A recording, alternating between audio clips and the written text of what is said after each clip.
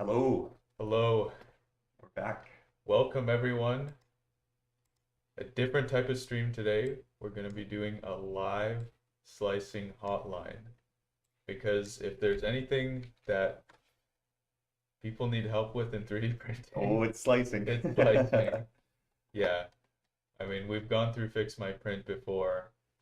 We've uh we've seen, We fix people's prints, but a lot of the yeah, problems are slicing. Some of them are hardware problems, but we can't help with that remotely. But we've seen the you know, grievances. yeah. It's like the most painful part of 3D printing. So, yeah, between us, I think on our print farm, we've probably printed, 100,000 parts 100,000. Yeah, yeah. pretty easily. So yeah, hopefully, Hopefully, we know what we're doing. hopefully we know what we're doing at this point, and hopefully, some of our experience printing that many parts will transfer to you guys. So yeah, so what we're doing today, it's a live slicing hotline. We've already had some people submit their files to slice on, I guess, on the show. And if you have any slicing questions or anything, any files that you want sliced, send them in chat, or you can also join our Discord and send it maybe in the general chat there. And we'll be looking at it throughout, the next hour or two. So yeah, it's pretty gonna be pretty interesting. Hopefully, if everyone will learn a lot. I think everyone learned a lot of from the fast slicing live stream we did. So Yeah, yeah, it's gonna be interesting. yeah. I've also got two of our own files that we print in our own print farm, and they use some interesting techniques to get some really nice surface quality and also print speed optimizations. So I'll show a couple of those as well later on in the stream, Yeah, maybe after we slice some of our customers' files. sure. Yeah. So yeah, if you've got any files that you've been struggling with or want to get the print time down on, send them to us. Steph says that there's some challenging print possibly coming. I don't think there's any angle that the vapor can't handle. Yeah, So we'll see. yeah, we're gonna have to see. Um, Hello to the people in chat. I see some new faces. Fish FPV, Digital Rain, Fish Laser FPV has been Blade. around for a while too. I think he's come back recently. I'm He had just like a little 5 or 6 months of not saying anything, and then he's come back. yeah. Cool. Okay, I'm excited for this. Should we just get started and go right into Cura? Yeah, let's do it. All right. All right. All right. All right.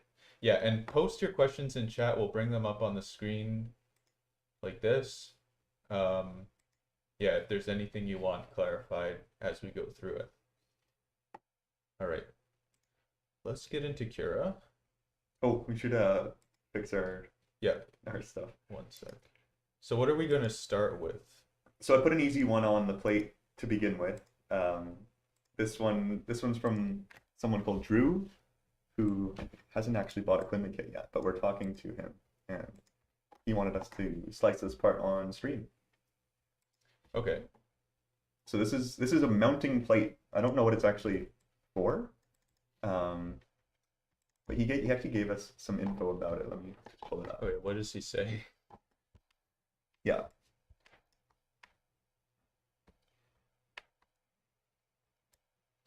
So, I mean, one of the things that can be a challenge sometimes is large flat parts also mean like very, very long first layer times. And usually they are mostly solid too, because you have, most of your part is bottom surfaces and top surfaces, Yeah. at least compared to other shapes. So those are like two areas I see right away. So what is this part? So I don't know exactly what it's for, but it is a mounting plate, Hmm. and it's supposed to be printed in PETG. Okay. Um, and for what it's worth, it's using an E3D Revo hot end for this guy. Okay. I don't know how much that actually changes our slicing, but just to give you an idea, we're going to optimize this for speed and print quality. Optimizing for also chance of success. Yeah. So maybe making sure that first layer sticks really good. Yeah, and since we're using PETG, we might have to also make a few more considerations for like temperature and retraction. So we're doing this in Cura, but most of these settings and most of the ideas we'll be talking about transfer into any slicer that you use. So we'll try to keep things more general than normal. Yeah. Um, okay. So did he have a required layer height that he needed? Nope. It's pretty open-ended in terms of print settings. It's just this is an easy one. So we started off with essentially just make this thing print fast and look good. We should switch to the Prusa too, since that's what he's printing on. Yeah. All right. So what do you want to start with? Well, one thing I'm noticing with prints that start out with holes on the first layer, those holes usually you need to have like some compensation for the elephant's foot that'll happen on the first layer. Mm-hmm. And one setting that I really like is initial layer horizontal expansion. So we're already out the gate. We're going with these complicated settings. Yeah, well, because this is a simple part, but this is the one setting that I wanted to talk about for this part. Yeah. Because what usually happens with holes is that they shrink on the first layer because usually your first layer is a bit squished. It's pretty squished. It's squished if you're trying to go for adhesion. So what maybe before first layer horizontal expansion. Going to the most complicated one Yeah. first. Horizontal expansion, the idea is that you can apply an offset in X and Y to holes and walls. Yeah. Okay. Yeah, so it essentially shrinks all the walls and makes them closer together. Mm-hmm. It's like an inset. That's the correct word. Yeah, and I think we actually do also use it on that part. Yeah, so maybe I'll just switch to that real quick. There's a part that we produce on our farm that also has holes in the first layers. We're switching to our dual cam view. So this is what it looks like. This is the bottom surface. And then this is the top surface. And as you can see, actually, the bottom surface has a much, much higher line width than the top surface does. And also much higher extrusion rate. Like it's really squished. But in order to keep the holes square all the way through, we apply the horizontal expansion to make that first layer hole slightly larger to compensate for all of this squish that's going on. Yeah. And then afterwards, as it prints up, that it just prints the correct size hole because there's less squish going on. Yeah, I'm trying to get a shot where. Should I try like adjusting the focus? Here, I think it's in focus. Oh yeah. You can see it could do with a little more of an offset, but the hole is pretty square. Yeah. So this horizontal expansion setting is super useful. I have it on by default for every print at like minus 0.2. It's my go-to setting. Okay. And we should actually probably show like a before and after. So if we slice this one Sure. right away, this is just using I guess Zero offset. Yeah, but for the profile, it's an extra fast profile. It's a default Cura profile. Okay. So we're not doing anything super special. So this is what it looks like with no horizontal expansion. You know, all the walls of this hole stack up. And now if we set it to what, minus? Yeah, minus 0.2. You should be able to see it from there. It's not a huge offset, but it really helps. You might want to change it so that maybe the first layer is different. Different speed. Yeah, just to make it show up as a different color.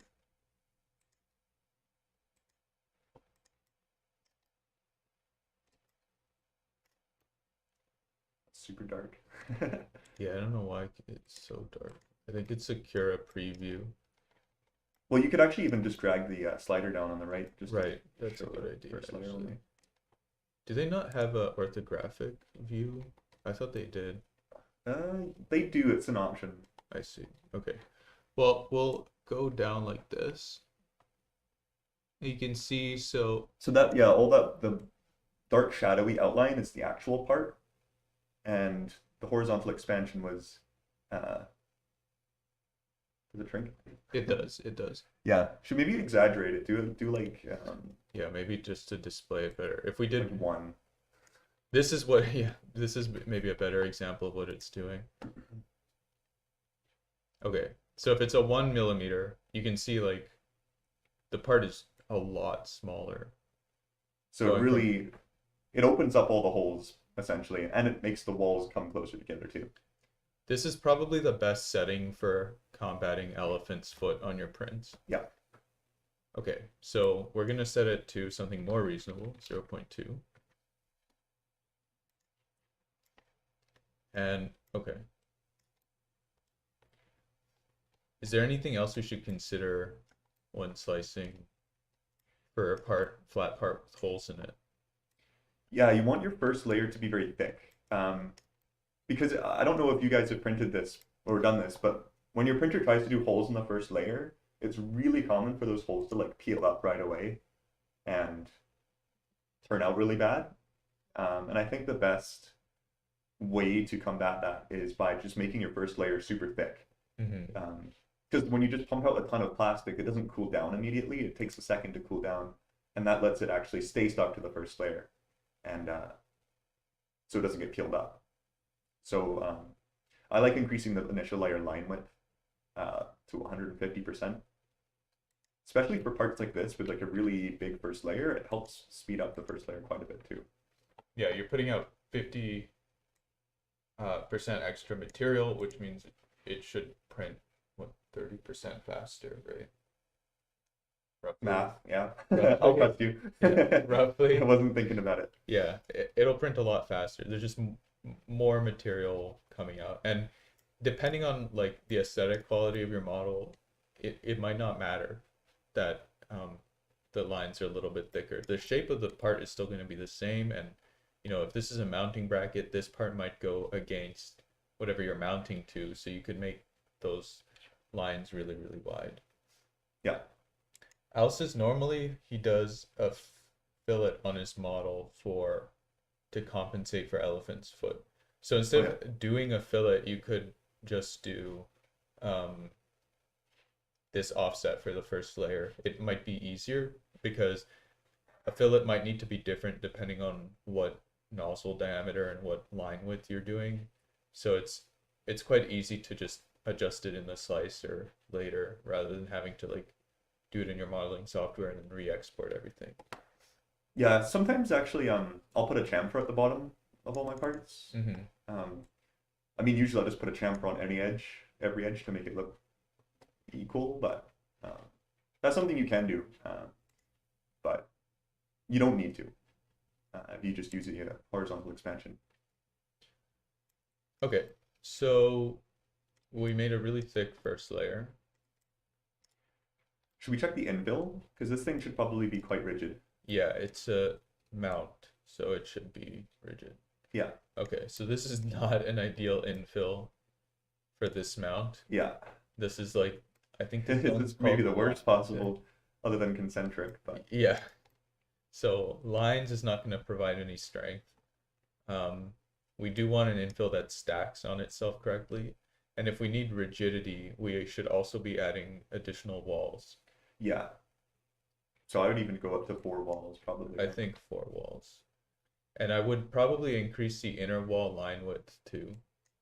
Some strength. Yeah. And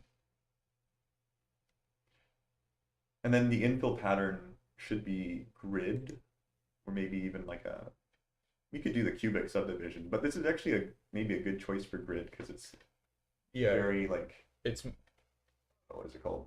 It's the same in every direction. So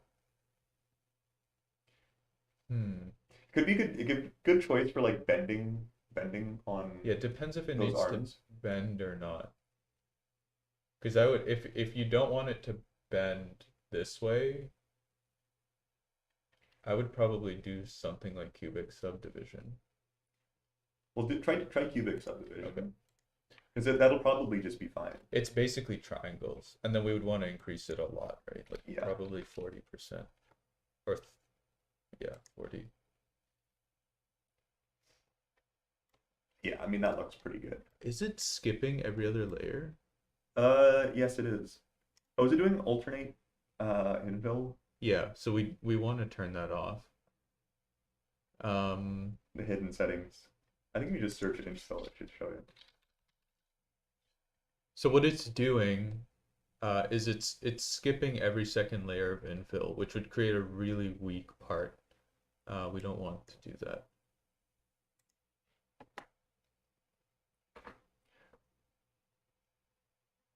Do you know where that is? I think I don't know what that setting is called. I thought it was alternate extra infill or something. Infill steps. No. If you guys know what setting it is in chat, let us know. Why is it doing it? It could be one of those like It might be experimental or like one of those special modes. We definitely want to shut that off. yeah, Al, I like to put fillets and chamfers on all my parts at the end of like once my part's finished, I'll put a chamfer on every single surface. Yeah. It's annoying when you get like STLs from Thingiverse or something that you can't change. Because I really want to put like fillets on everything as well. Oh, is it combine infill, he said?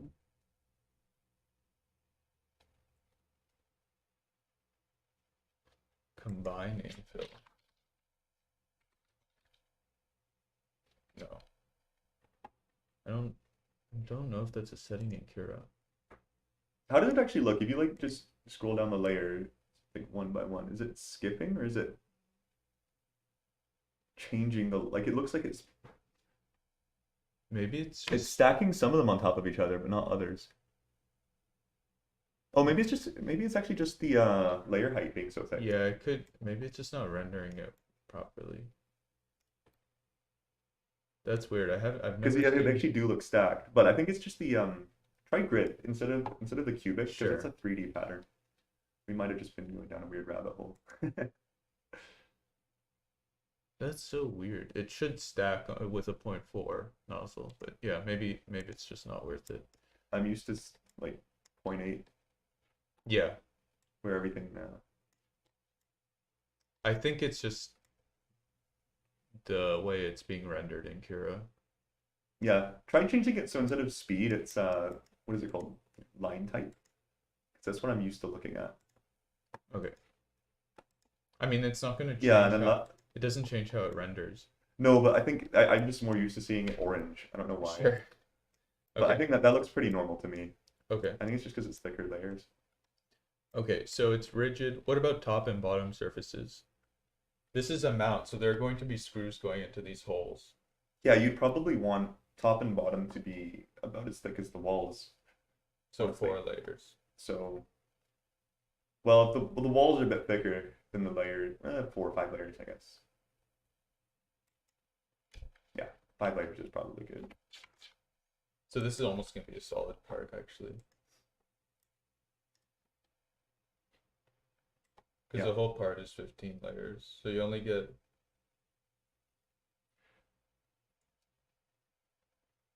Just a few little bits of infill. I wonder if at this point it's actually just worth doing a fully solid part. Yeah, well, it could be. Depends how strong you need this mount to be. Because the top and bottom surfaces might be a bit overkill here. Mm-hmm. Could probably get away with 4 looking at it. Okay. Because that's each of them is 0.3 thick. So Yeah. yeah, and that's like an hour. And for a part like this, an hour is pretty good. We can increase the speed, I think. Yeah, like our wall speed is really slow. And our top bottom speed is also quite slow. Yeah, we could check the flow rate to see what we're like how close we are to the maximum flow. I think for a Revo, do you guys know what the max flow rate for a Revo hot end is? I'm assuming it's probably a It bit should higher be- than a V6. It should be the same or higher than a V6. Maybe call it 15. cubic So millimeters. yeah, on our V6 hot ends, we pushed 15. So right now it looks like the On the highest 250 millimeters per second benchy, it's it's a bit higher than that. yeah, but it's also like a very weak part. It's not fully extruded. So nine, right now we're at nine, so we actually have a lot of budget for increasing the flow rate here. Yeah, so we could probably, I would just set all the speeds to be the same. Maybe just outer walls to be slower, Okay. but like top and bottom can also probably be 60. Yeah. It could probably be higher than 60. I would maybe say, because I'm pretty sure I've done infill and top surfaces at 70, 75. Yeah, Let's yeah, do well, I like, guess true because that was only hitting 9 yeah, we flow have rate, like, so we could double everything basically. yeah, so maybe even 100 on infill and inner walls. 70. Um, let's see. He's using PET-G for this. Yeah. Does that affect flow rate? Yes, actually, yeah, you don't want to be printing PET super fast. Okay, So well, maybe let's just keep it at about we're at 10. 10. Yeah, Yeah. that's probably good. We don't want to push it. So it's 46 minutes right now, and you've got almost a solid part as well with a ton of walls. Like this is, if you were not printing for strength, you wouldn't do 4 walls like this. Yeah, you'd use 3 is a good number for walls in most cases. 2 for aesthetic parts. Now, something that I usually do is with like parts that are like this, where the infill aligns with the direction of the part, I'll offset the infill direction to so it's more uniform. Oh yeah, Or you can just rotate the part as well. So see what I'm talking about, how like on this one, it starts and ends with horizontal. oh yeah. I actually kind of like that look. I sometimes try that on purpose. But I guess in this case it would be asymmetric. Yeah, exactly. What I'm saying is I would probably, oh, not that. Just rotate it 90 degrees. Rotate at 45 Or degrees. 45, yeah. Yeah. Because then that way, I guess it doesn't really matter. But I think that looks a bit better since now they all have Yeah. diagonal lines instead of some where they were horizontal, some where they were vertical. Yeah. Yeah, I think that's looking pretty good. Okay. I think we're probably done with this one. And that looks just about right for the We should check temperatures. time. Yeah. Oh, and fan speed. Should probably turn that down or off. This doesn't even need cooling at all. There's not an overhang on this part. If you're printing something strong, you want it to stay really hot. Where are our temperatures? Because we're pushing flow rate. Did I just scroll past it like 5 times? Yeah, it's like higher up. Oh, here it is. Oh yeah, 215. No sir. No. What are we? 250, 255. 255 should be good. Make sure you got an all metal hot end for this, which Revo is. Should be. I'm pretty sure Revo is. I think most of them are. It's a built-in heat break. He's asking. Kevin asked a good question. How heavy of a piece is being mounted to this part? We don't know. Yeah, I don't know. It does look like a Visa mount, maybe. So could be for a monitor or something. I think next one we'll do one of your parts, Al, because you're here and you can tell us what to do. Yeah. So if anyone has a model they want us to look at and submit and slice how we would for our print farm, make sure to send it in. Tell us in chat as well. The Discord link is in the description of this video. Oh, what about build plate temperature? 75? 75 is a good starting point. Yeah. That's Yeah.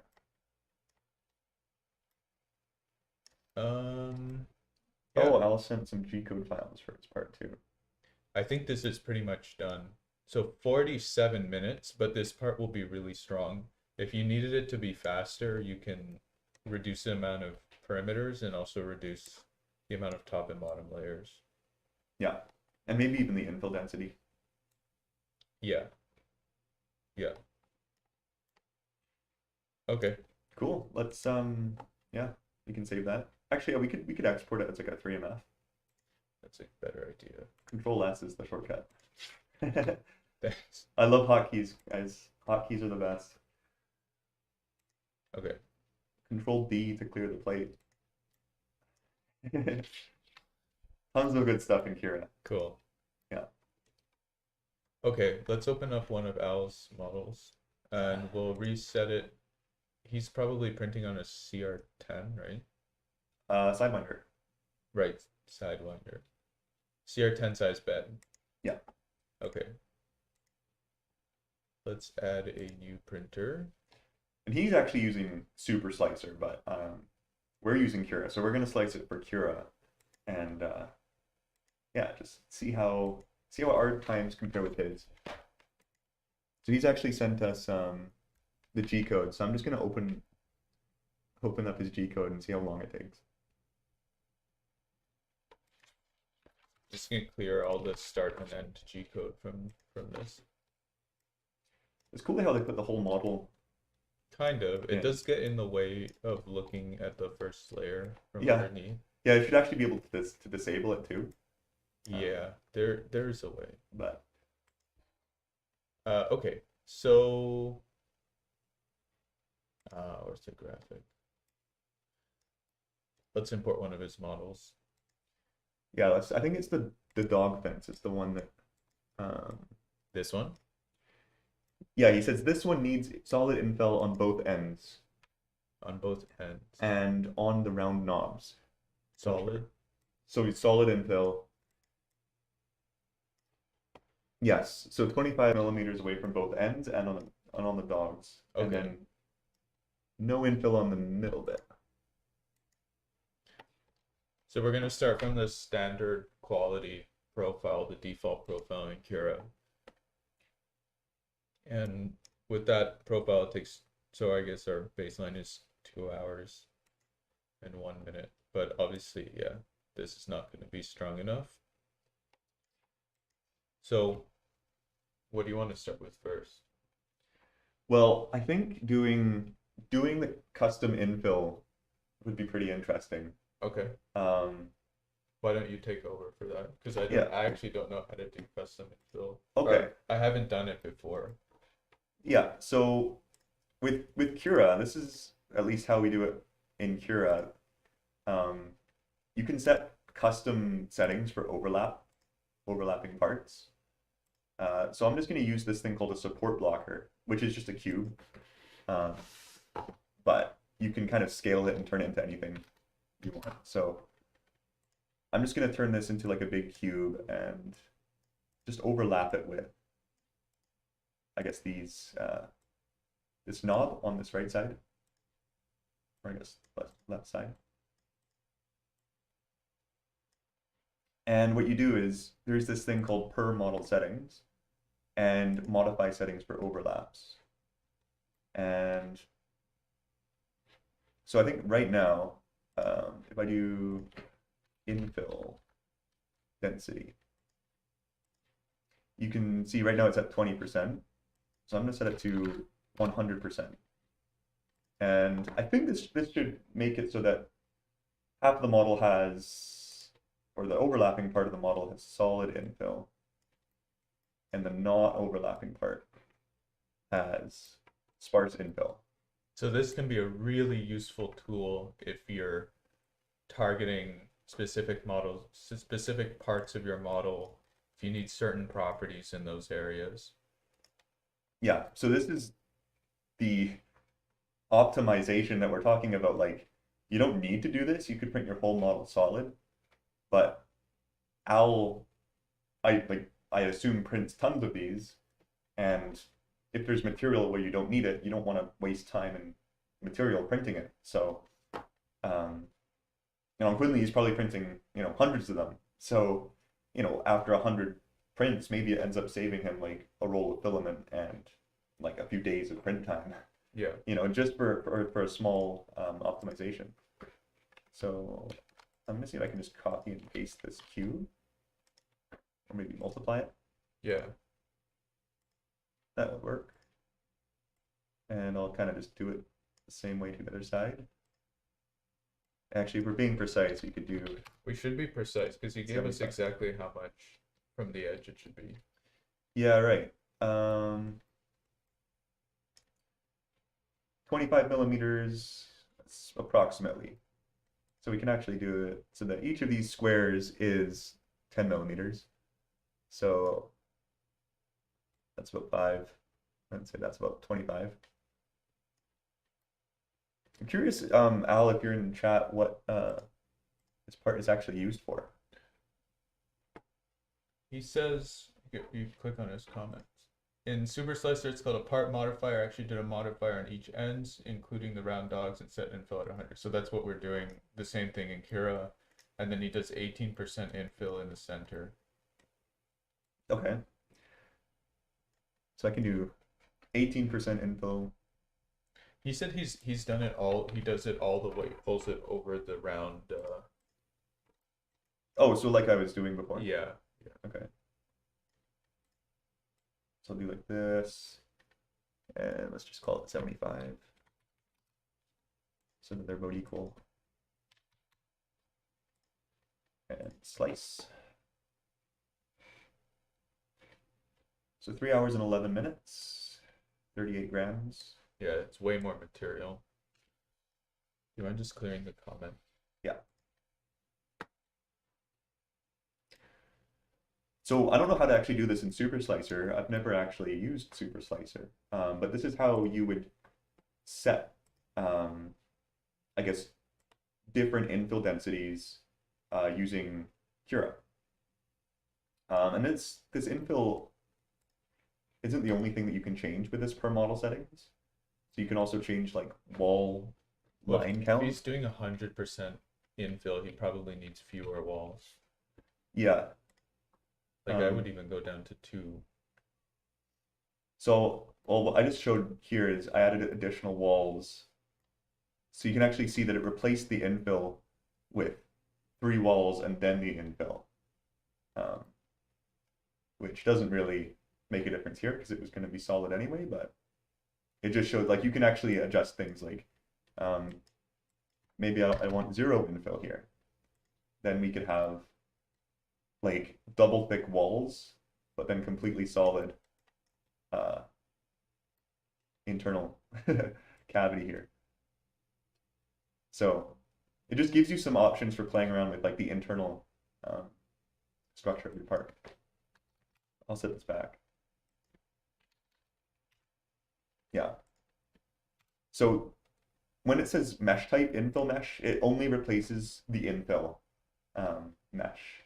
You can also do something called cutting mesh, which makes it look really weird, and I don't like it, but it'll actually split your part into 2 different parts. So they're connected, but they're not really connected. Make like a perfect break point. Yeah, it'll make a weak line in your part. Yeah.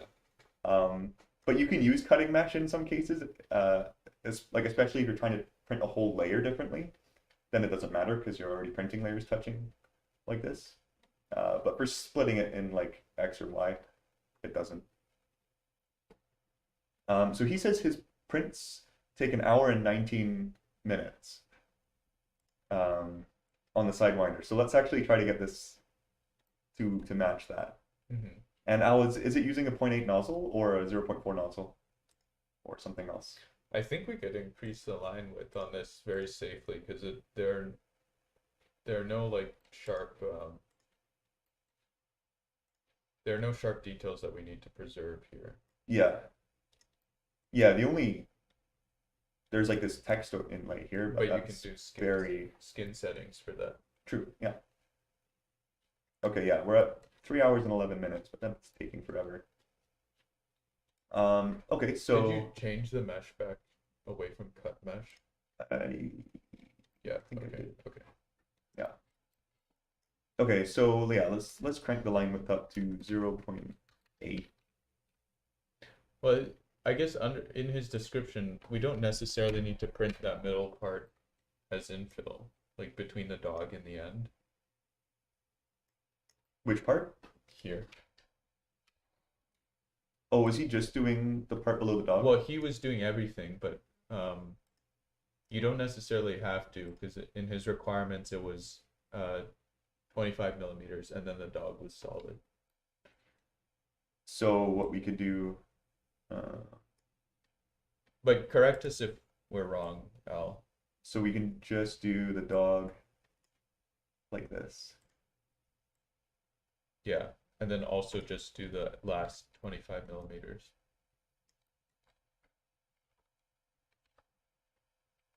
It seems a bit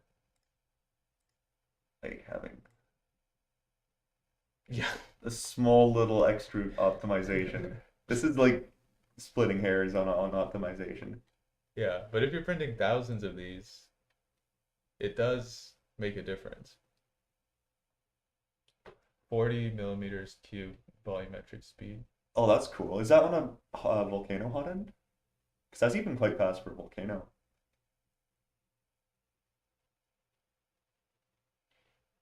I think sidewinders do come with a Volcano, don't they? I don't know. I mean, it would make sense. They're pretty big printers. Does this work? Yeah. Oh yeah, and if you want to like align stuff nicely, you can group models. Well, if it does that, I'm not gonna do it. Never mind. That's so weird. I think you can merge. I don't want to merge them. Yeah. Okay. Don't do that. Don't try to merge Does them. undo not work correctly after you merge stuff? I'm not sure why I just turned this into a little cube. Cure devs, if you're watching, stop that from happening. He says it's a Titan Aero extruder with a Volcano hot end. Oh, okay. So both quite a bit better than Ender 3.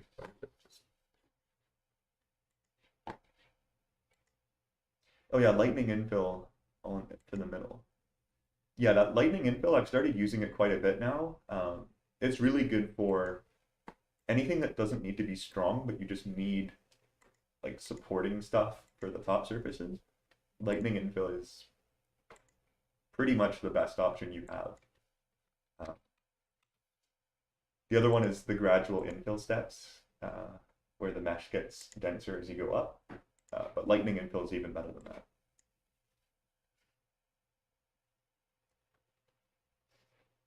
Good math. Yeah. 96 plus 12.5 is 108. Yeah, so it seems like we'll be doing a grid pattern for our infill here, because we don't need lightning, or we're not going to use lightning because it's too it's too weak. It's not very good for strength.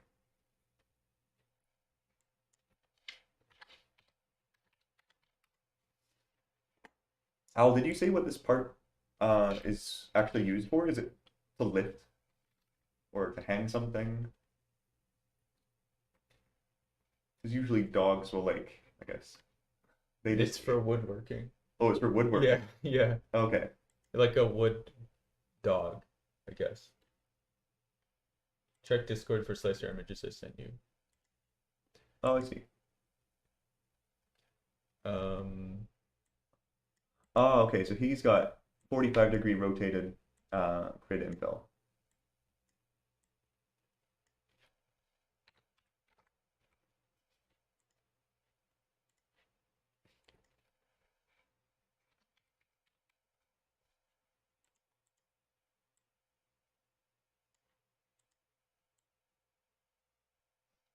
Okay.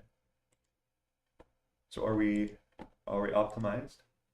Oh yeah, we should turn the infill to grid and set the angle of the infill to 45 degrees. I like to just turn the part 45 degrees. But in this case, I can actually see like a reason for it. Yeah.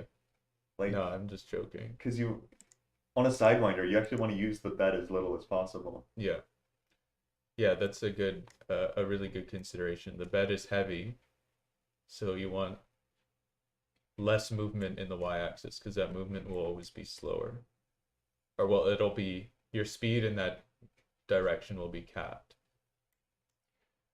Okay, so it's a fence for aligning lumber against a cut operation on a workbench.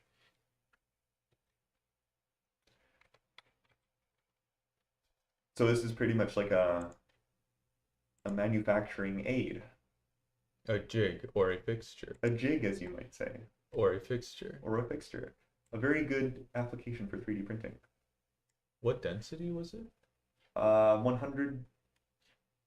Oh, I bet you grid infill doesn't work too well when it's at 100%. Yeah, let's change that. Oh, I think you have to adjust them one at a time. Oh my. Yeah, you can't Kara. multi-select.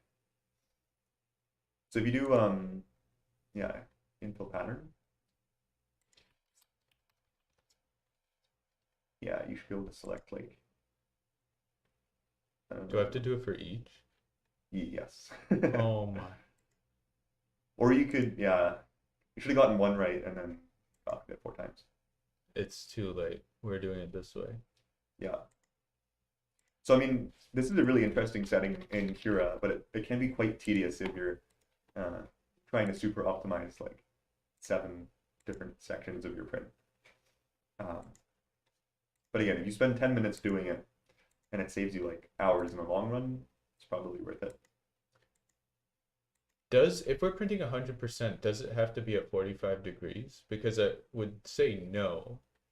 Not for the 100% part, but for the middle Because if you section. really want to go fast and you're printing 45 degrees, that involves moving the y-axis on every line. Yeah, well, we could actually do we could Do do. we want to do that? It's a lot of It's a lot of work. we could do it on one end just to show maybe. Sure. You do infill direction or something. Yeah. So infill directions here, we could do 90 and what is it, 0? You just leave it empty. Oh yeah. Okay. So this is like Oh, it didn't work. not working. Try click again. It It just needs to be 0, I think. That might make them all the same direction. Yeah, so Do we want to do that? they're not alternating. Well, we can do that. We could do it in X. In X? Yeah, just set it to 90. Yeah. So this means that we'll get like, I guess no ringing, or the infill won't show up as much on the outer walls. This is super This is hyper optimized. hyper optimized. Look at that. So since we're on the Sidewinder, we're only using the X-axis for this stuff. And then we still have this, I guess, 45-degree stuff in the middle to provide, I guess, equal strength in bending and torsion and stuff. And just assume that we've copied this one over all 4 times. Oh, we can do it really quick. I'll just delete these other ones. Yeah. They are at 48 and 83.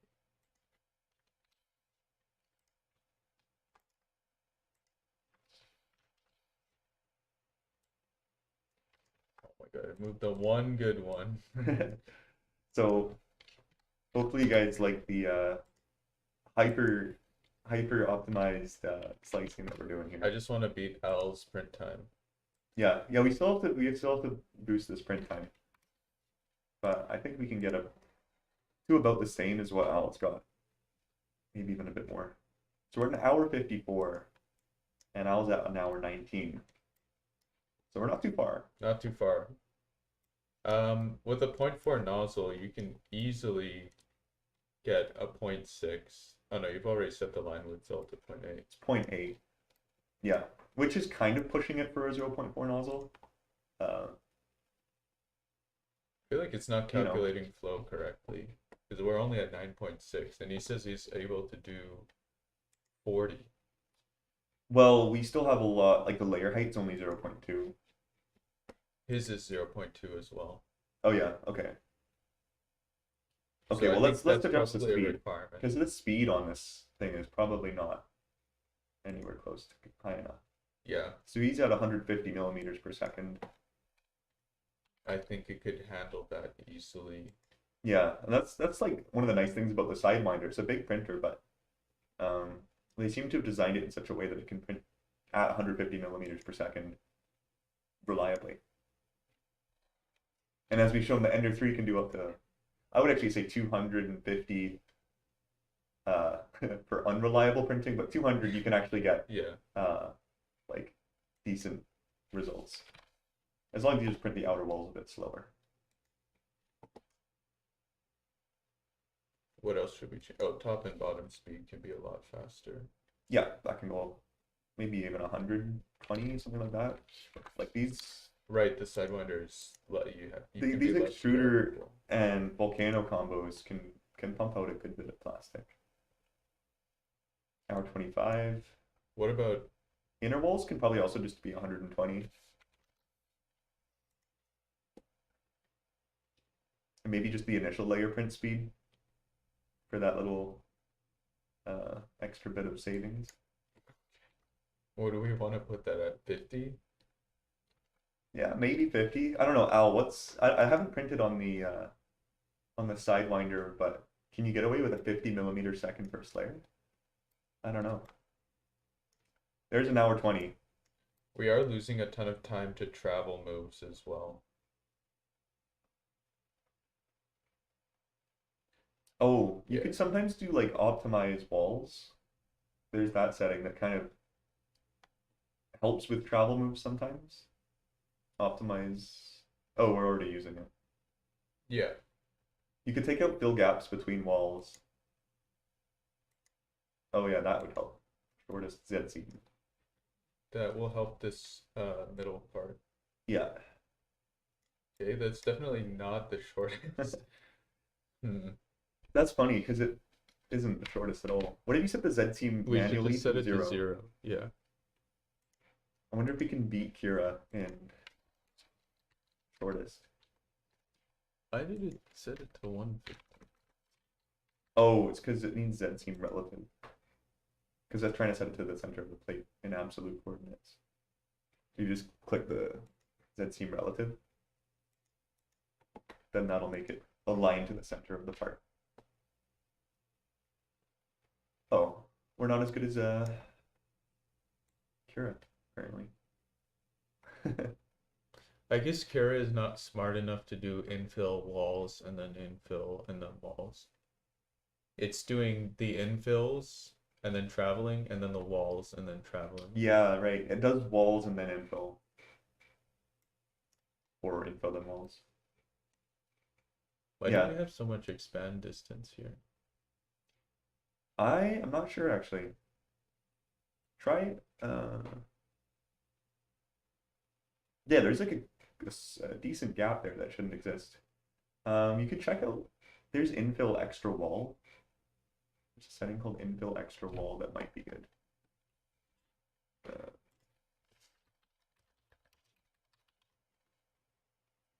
Let's just do this. Extra wall count 1.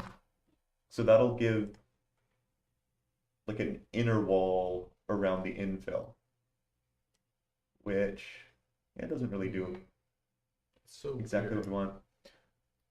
Do we have an infill expand distance set somewhere? Doesn't look like it. Should Infill be overlap. 30% overlap. That's pretty big. What about in the helper? Helper? The helper block? The support blocker? Oh.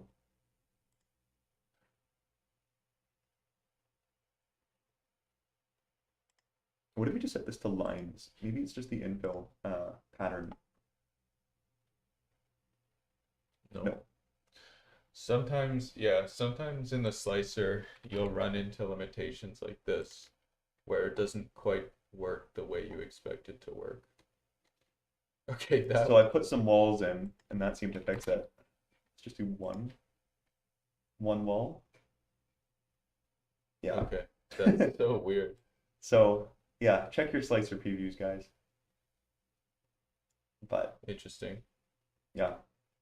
But, you know, when you're messing around with stuff like this, you also have to check your previews because otherwise weird things might happen. Also, he sent some actual photos that we can look at too. Oh yeah. Any chance you can Yeah, I'll pull it up on pull the those up? screen. I think I'm signed in on my. Yeah, you are. Just go to my DMs. And they look pretty good. Oh, he's got some other parts here too.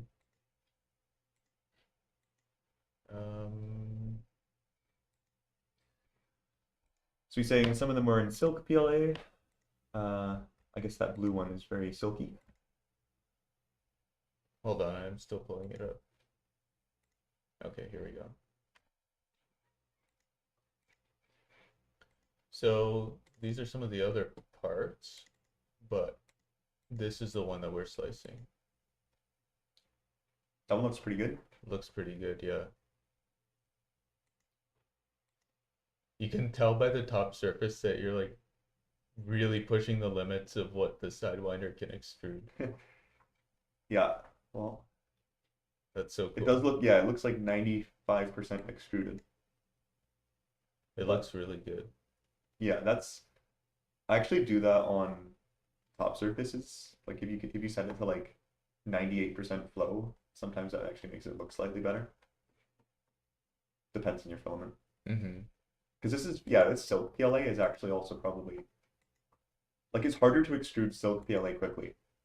I'm not sure why, but whatever's in silk PLA means it's harder to extrude at a high flow rate. So I think should we show one of our parts now? Sure. We didn't manage to beat Al's time, but Hour 19. yeah, 3 minutes off. We're 3 minutes off. I'd say that's pretty good. We can take out the skirt probably. Printing temperature should go up. Printing temperature should be really high. We don't print at 200 anymore. Yeah. If Not it's for high flow. PLA at this speed, 245 makes sense. Yeah. Right, and we can get rid of the skirt probably, you're saying? Yeah. Because we're printing on a Quinley. Assuming. With a prime line. I'm pretty sure Al uses a prime line instead of skirts. So Okay, let's turn that off then. we just need 3 minutes. We need 1 minute now. You need to increase speed by like 1. Increase speed by 1%. What do we infill speed? We can put it at 160. Yeah. There we go. Oh, I didn't change it. I don't know if gear is that accurate actually. It could just be limited by acceleration. Yeah. Oh wait, You can just set outer wall speed to like what about 60. acceleration is probably we should be setting that. Yeah, I don't know how much we can push it on Sidewinder. Oh, we can do 1,000. Way over 500. 1,000 is probably good. Yeah. Maybe even 1,500. Actually, Al, what do you use on your Sidewinder for Yeah. acceleration? Tell us. See, I actually recently learned that Cura. So this is why the estimates in Cura were wrong 2 streams ago, or for the speed benchy, is because Cura has a hard limit in place for the Ender 3, or for every printer, where even if you set a higher acceleration, it won't go over that. So you actually have to edit like a JSON file to allow yourself to print with a higher acceleration. Question from Discord. Why would X and Y dimensions be different between prints? Is that something you can fix with slicing? That sounds like a hardware issue. Yeah, from one time to the next. Because the slicing is telling your printer to do the same movements each time. And if the printer can't do those movements the same way each time, it's generally a hardware issue. Yeah. The only other thing it could be is potentially a filament inconsistency. If you're using really low cost filament, it could definitely be like the width slowly changing over the course of a spool or over the course of a batch and messing up the dimensions. Yeah, if you're using a really inexpensive filament. Al says he used 1200 acceleration. Okay. Yeah, it looks like Cura doesn't let us put it over 500 because it's not changing the print time, but I'm pretty sure in real life this will print It makes faster. a huge difference. When I was testing syncing the printers, one of them had a slightly higher acceleration, and even over the course of like a 10-second routine, it would finish like half a second faster. It's Yeah, a huge difference. yeah, we're actually doing a fun demo for Quinley Pro that you guys will see soon. um, Yeah, X and Y dimensions. That yeah, if your filament was inconsistent, you wouldn't see it in the Z dimension. no, You would only really see it in X and Y. So it's probably a filament inconsistency. and even a Z inconsistency is more likely a leveling issue. Yeah. Like maybe your auto level isn't working great, or you got some sloppy Z-axis motion. Okay, well, I think we're done with this one. Let's save it and we'll send it to Al and he can try printing it, see if it works. Yeah, We don't print on a Sidewinder, so it'll be interesting to see how it translates. Oh, he says it's 1 hour 26. oh, very nice. So maybe we beat it. We We'll might have. see. We'll I see. hope so, because I think we're using slightly less material because See, we have that little small gap. it was worth the tiny This Infill. little small gap on the right side. Yeah, I'm sure The that super optimized print. saved 6 minutes. Yeah. Thornhill Woodworks is here. It's been a little bit. It's good to see you here. Yeah, why don't we get on to the next part? Or we were gonna show our parts, right? Yeah, so I want to show our side ramp because we print this one in Vase mode, and it's just really cool the way that it's designed and sliced, and I just kind of wanted to show it off. So yeah, we get onto the dual cam. We could probably show it off. Here's our Benji. So this is like a really nice print as well. I just kind of wanted to show off the layers, but printed in matte black PLA, which looks so good. And these are 0.5 millimeter layers. You wouldn't think that it is. Yeah, like you can barely even see, but those are 0.5 millimeter layers. That's what happens when you get really nice, really consistent extrusion throughout your print. It kind of hides the effect that layers have. Yeah, and the way this was sliced plays a huge role in how this final product looks too. So this entire print is done in Vase mode actually, and it's kind of hard to believe, but the whole thing can be printed on its end as well. It gets printed like this. Yeah, so the first layer footprint is really thin. Yeah, like that's all that's touching the vapor bed. So And it's printed on an angle too, on the yeah, 35-degree angle. so when people always ask us like, is tilting your printer bad for print quality? The answer is no. It doesn't make a difference. Yeah, this is probably the best example we can give of a part where it's not affected by tilting. Yeah. Do you have this part in Cura? Yep. I'll open it up. Okay. I'll just show it off a bit more. Hopefully we can get it in focus.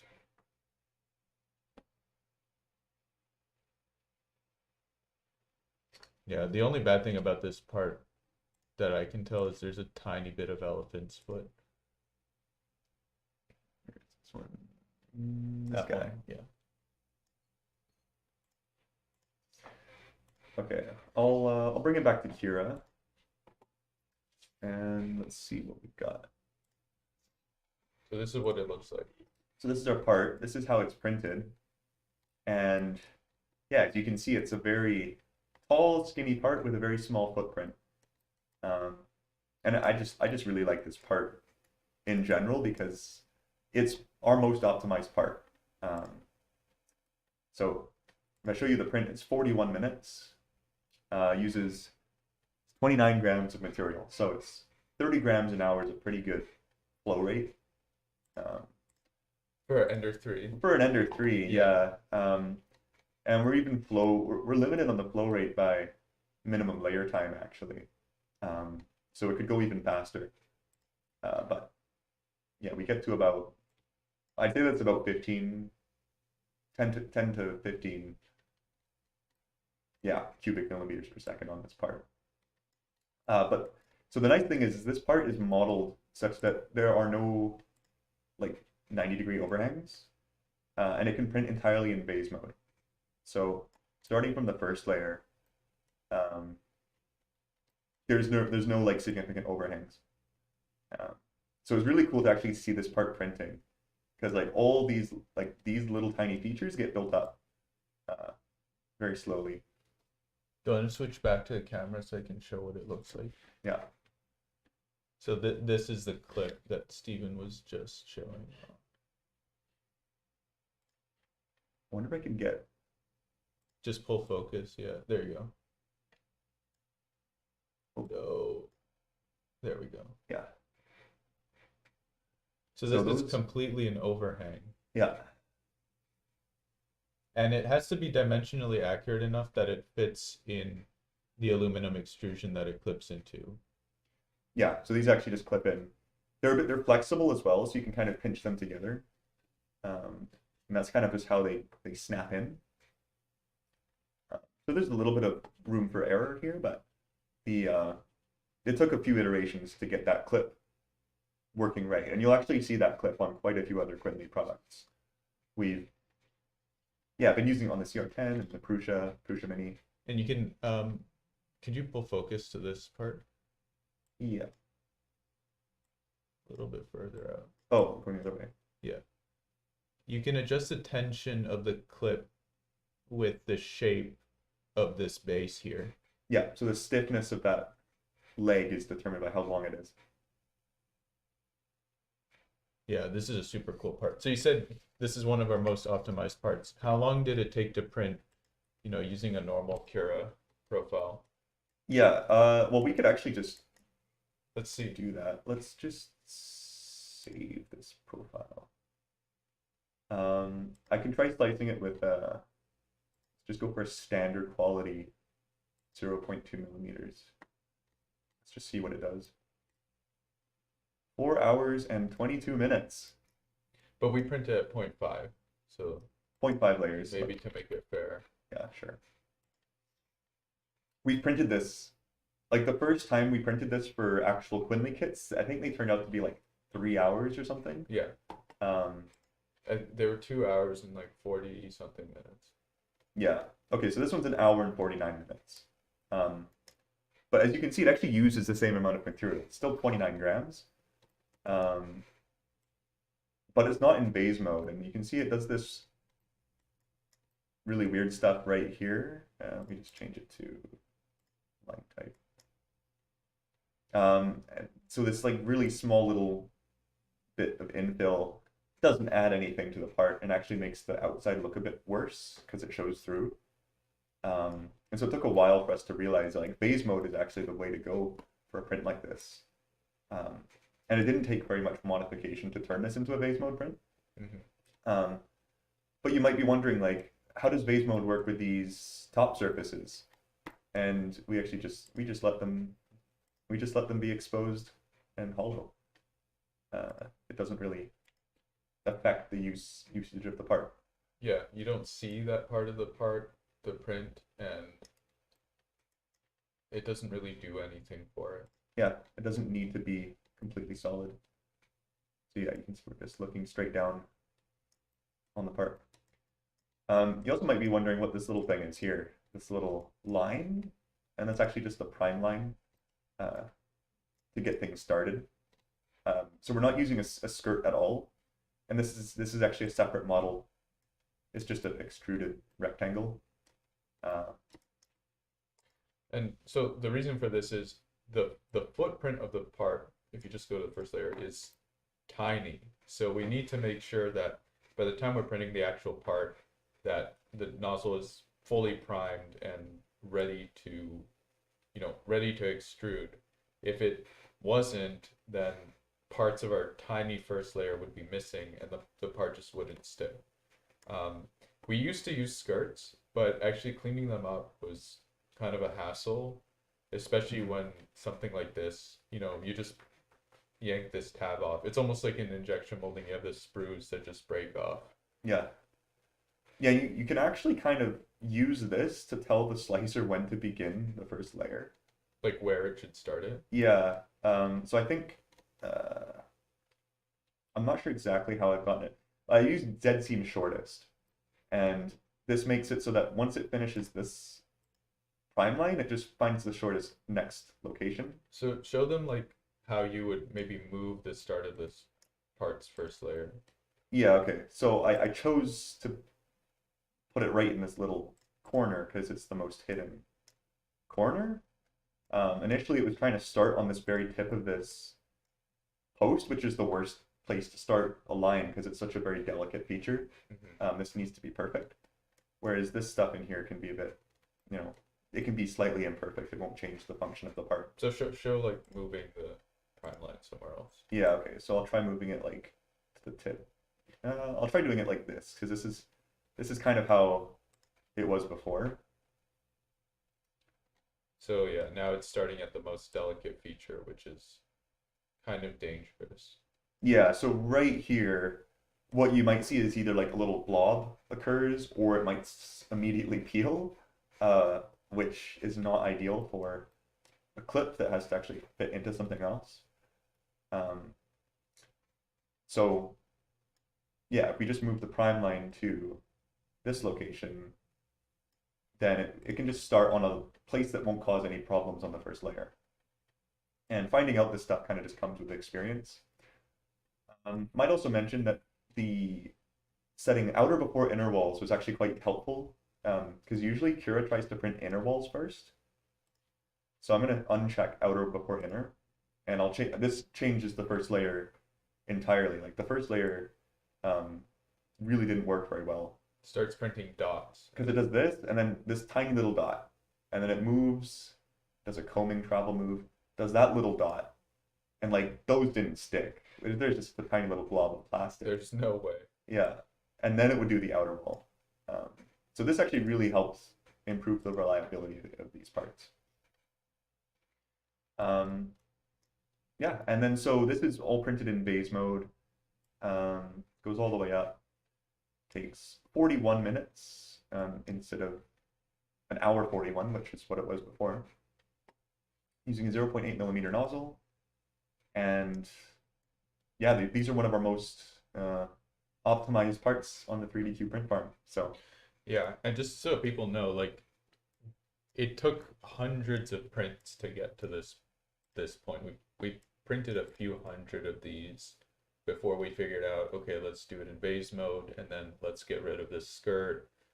Let's find a way of priming it in the most optimal part of the first layer. But it ends up paying off because, you know, our print time is a third of what it used to be. And the post-processing time with no skirt is also extremely quick. Like basically as you're packing it or moving it, you can just pull off the prime line. yeah, you just like bend it back and forth once and it falls off. Yeah. So post-processing is really nice. It also is like very like it's a small amount, but it saves any additional wasted material. Like there's almost no waste in this part at all. Yeah, this is like 99. Like how much do you think this weighs? Probably even Like a tenth of a gram. yeah, I'd say like 0.1% of the print. Yeah. Maybe even less. Yeah, maybe even like a percent of this print. So it's like really like when you look at other types of manufacturing, there's so much waste that goes into producing a part, and this is basically like as close to zero waste as you can get. With some parts you can get away with no helpers, and you can basically get 100% of your material going into your final product. So that's also something that's pretty important to us, is minimizing waste just in general wherever we can. Yeah. Like I guess if you tried to injection mold something like this, there'd be runners and like You'd have like, because it's such a flat part too, you'd have a ton of runners. Hey. Kevin wants me to ask you if that's available, if it's a new print that's available to users. What, this This file? is in the kit. This one. That's in the Ender 3 kit. Yeah. Yeah. We could make the yeah, STL file available. It was in the DIY kit. Oh, we have some chat. We need to catch up on chat actually. Let's see what's Yeah. up here.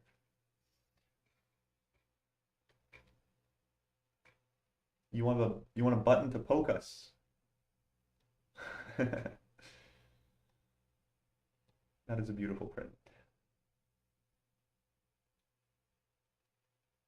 Skirts are a pain. Brims get in the way. A priming line is the way to go. Yeah. Also, I've come up with a good prime line for Quinley, and it's on our slicer settings page in our resources section. Highly recommend it.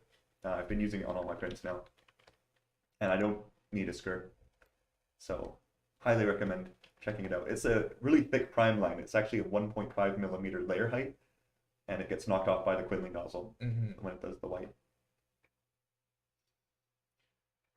Is it a new print that's available to users? No, it's I mean it's part of the kit. Yeah, we send these prints out. I'm pretty sure you have some of these, Kevin. Like, Yeah, you should. probably, They might not look as good because you probably got some older ones. yeah, I guess from like over a year ago, before it was so optimized.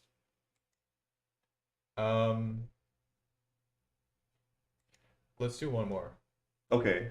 Well, there was a one from David from our Discord. I think it was Merger. So this is actually for this is a multi-material add-on for. It's not the MMU from Prusa, but I think it's a multi-material add-on for other 3D printers. Let me see if I can get some info. But it's I think like essentially splits different filament lines, or it merges multiple filament lines into a single point. So it looks like 5 filament strand like colors are available, but the printer can only print one color at a time, so it just changes which material is being used. And this is just a very interesting model because there's a lot of interesting features.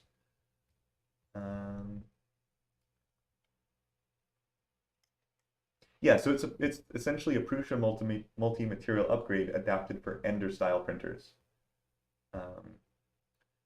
Made by a guy called Pierre Masselot. Masselot, probably, because he's French.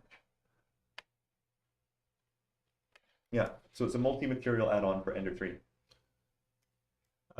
Looks like the part should be flipped upside down, is my first impression. Yes, I would agree with that. It looks like it has been designed to be 3D printed The other way. the other way. Because look at these 45-degree angles here. Yeah. Yeah, so it does look like a nicely designed part, but still somewhat complicated. I'm looking at that thread section on the end. Is it oh, it is threaded. Yeah.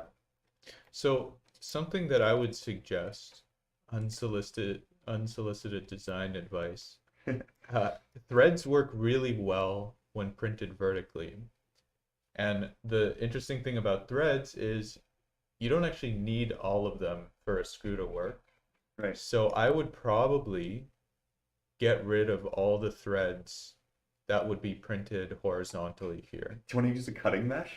We can try it. Let's Okay, do some actually, cutting mesh action here. here, let's This is show gonna it. be really good. So see how these like horizontal threads really are not coming out good. They're very staggered, and The overhanging ones are gonna be horrible at the top.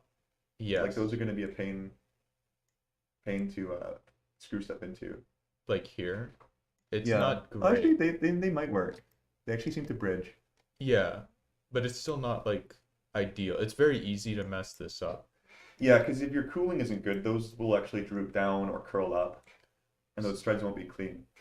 So my suggestion would be to cut them about here. Yeah, right. And then you can do the same on the bottom. Yeah. And just forego. That way, anyone printing this part is not going to have a hard time. Like if your printer is dialed in, you're not going to have an issue printing this. But it is kind of a risky area to print, and it's not going to impede the function of the thread if you get rid of these parts. At least I don't think so. Yeah, well, let's try doing a cutting mesh on this because I think this is actually a useful use case for it, just to improve the quality of threads.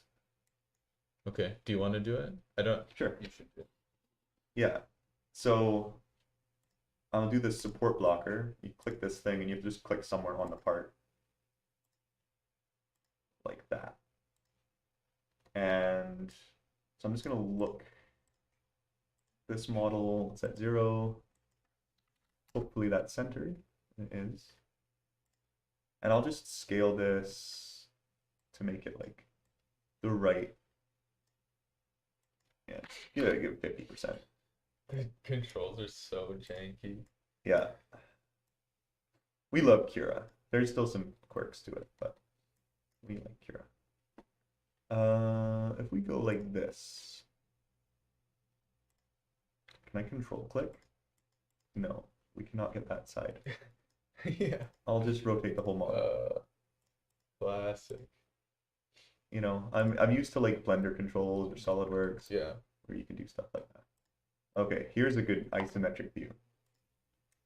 Okay, I think that's actually looking Maybe not centered. Yeah.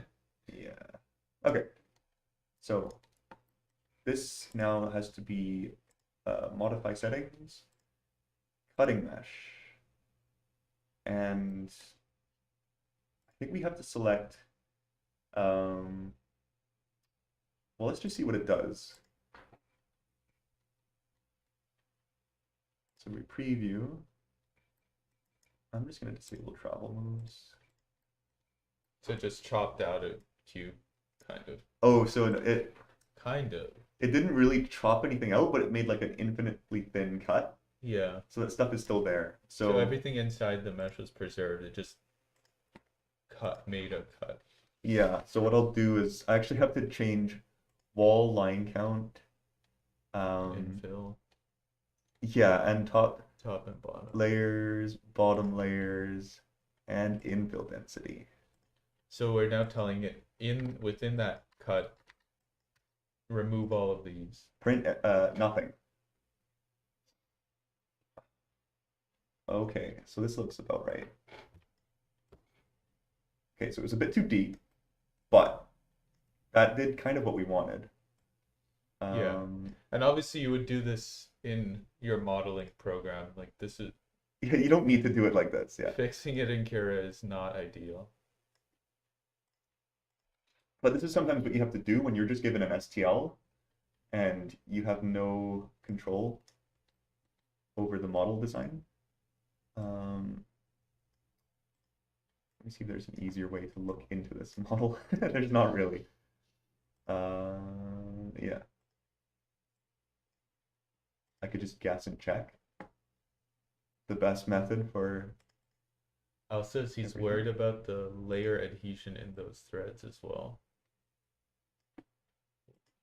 Which makes sense. Like when you have horizontal threads, they're delicate. But vertical ones are much stronger. Yeah. Yeah, vertical threads actually usually just print quite cleanly. Unless they're very thin, but you don't want to print anything. Is it adding too a thin. wall? No, okay, it's cutting it properly. I was just checking. Yeah, okay, so let's see what it looks like now. So yeah, this is kind of doing what we want. So the threads now have a limit on how much they're overhanging. So right here is where the threads end. My mouse is not cooperating.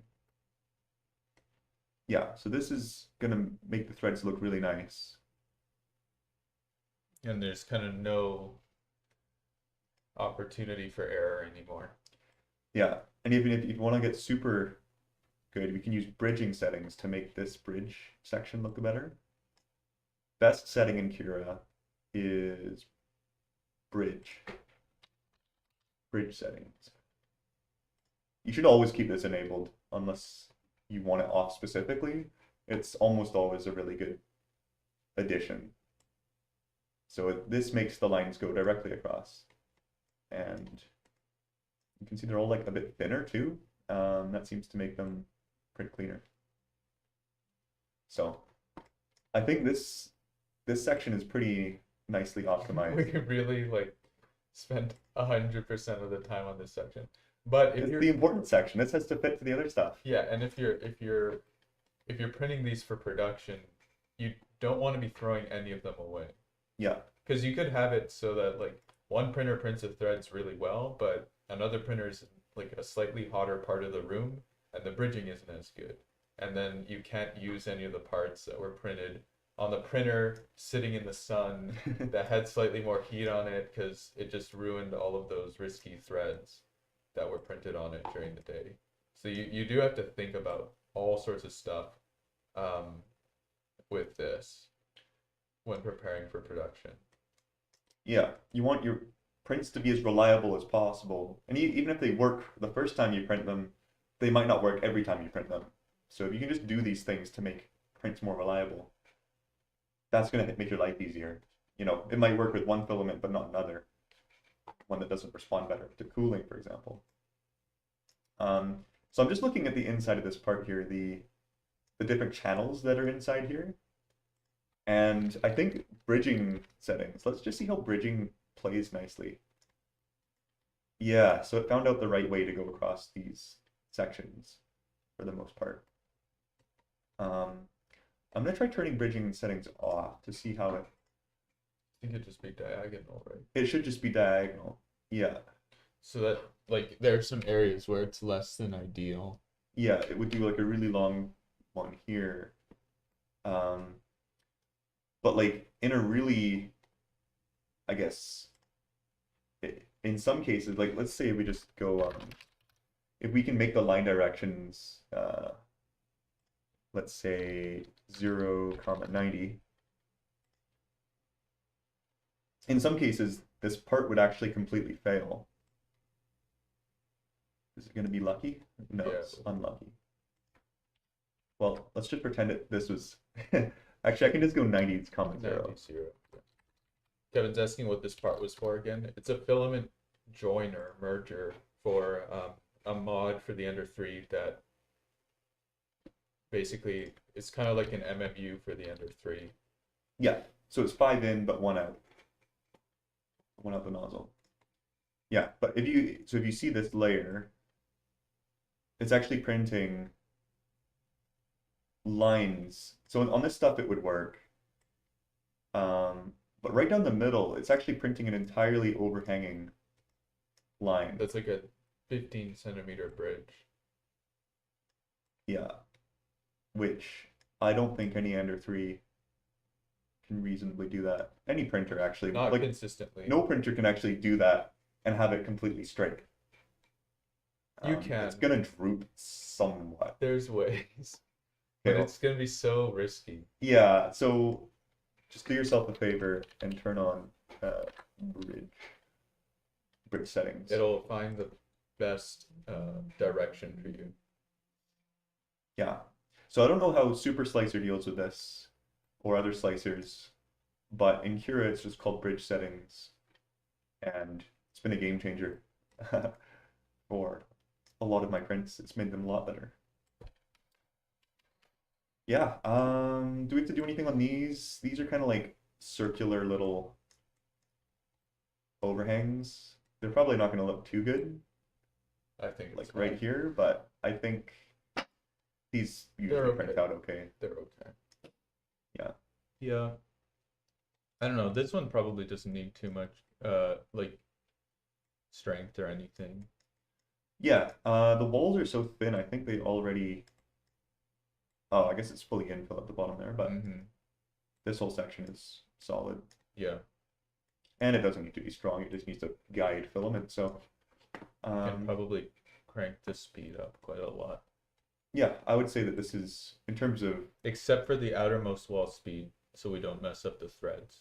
Yeah. In terms of the toolpath, I'd say that's great. Now let's just crank up the speed. We should be getting around 30 grams per hour, probably. So infill 150, walls probably, well, we don't use this setting. Outer walls 50, inner walls 150, 150. Would we have to reduce? 200. Do you think you can print the threads at 50? Oh, you know what? Good point. That should be 30. Because I'm actually thinking there's those really pointy outy bits Yeah, will actually require they'll cooling. curl up Yeah, if you print them too fast. these do require cooling. Which I think you can actually do another one. There's an overhanging experimental setting. Overhanging wall angle. Let's call that 45 degrees. So you can print walls that are overhanging slower. So let's actually do 30%. So I'm gonna call it. Yeah, let's actually do 30%. 30% and then 100 for normal speed. 100. Okay. So this will make just the important sections of the thread print slowly. Hopefully. I don't know how it works with really small details, but we'll just see how it works. Let's see. Where am I going? Speed. So you set it to print 30% of whatever.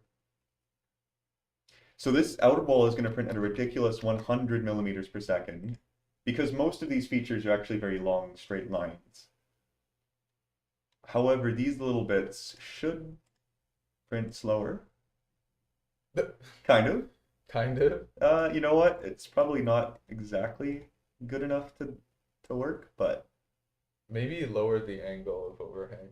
Like maybe lower it to 30. oh, it actually is doing It is working. 30 because that's 100 right here. So green is 30. This 10 is something else because it's going to like completely the lowest speed possible. Maybe it's top bottom at that point. Maybe a minimum layer time thing is happening. Could be. Actually, it is probably, yeah, let's get out minimum layer time. Let's make it like 3 seconds.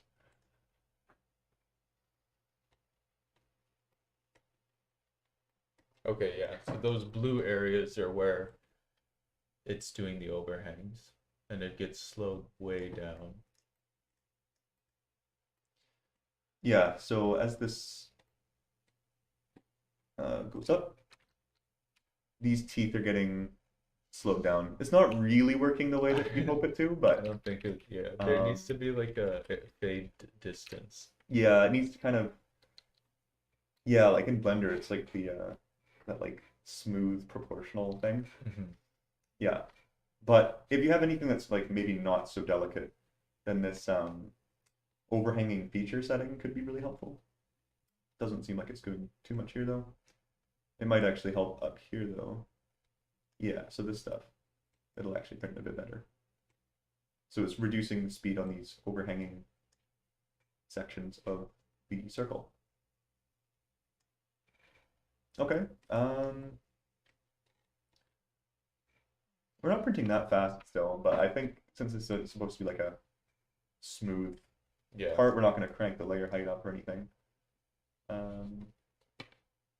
Yeah, and I think I mainly wanted to show like this how to print this thread section and the bridging. So I'd say this part is I mean, ready to go. sub 2 hours is pretty quick. Yeah. Yeah, let me get rid of this overhanging You feature. don't like it? Oh, it also, Yeah, it's messing up some of the other parts of the print. It looks very weird. yeah, I'd rather just not. It can be useful in some cases though. If you set it to 90, it won't do anything. Okay, let's just set outer walls to 30. Outer wall speed to 30. Right, that's probably going to increase the print time hugely though, but Yeah. oh, you know, 20 minutes. Not the end of the world. For a good looking part. So I would say that's probably quite good in terms of print quality. What is this? Oh, this is the bridging. The bridging does this like over extrusion on purpose. for the first line to balance the flow so under extrudes for the next bunch. But it makes your G-code preview look weird. But it looks fine when you print it.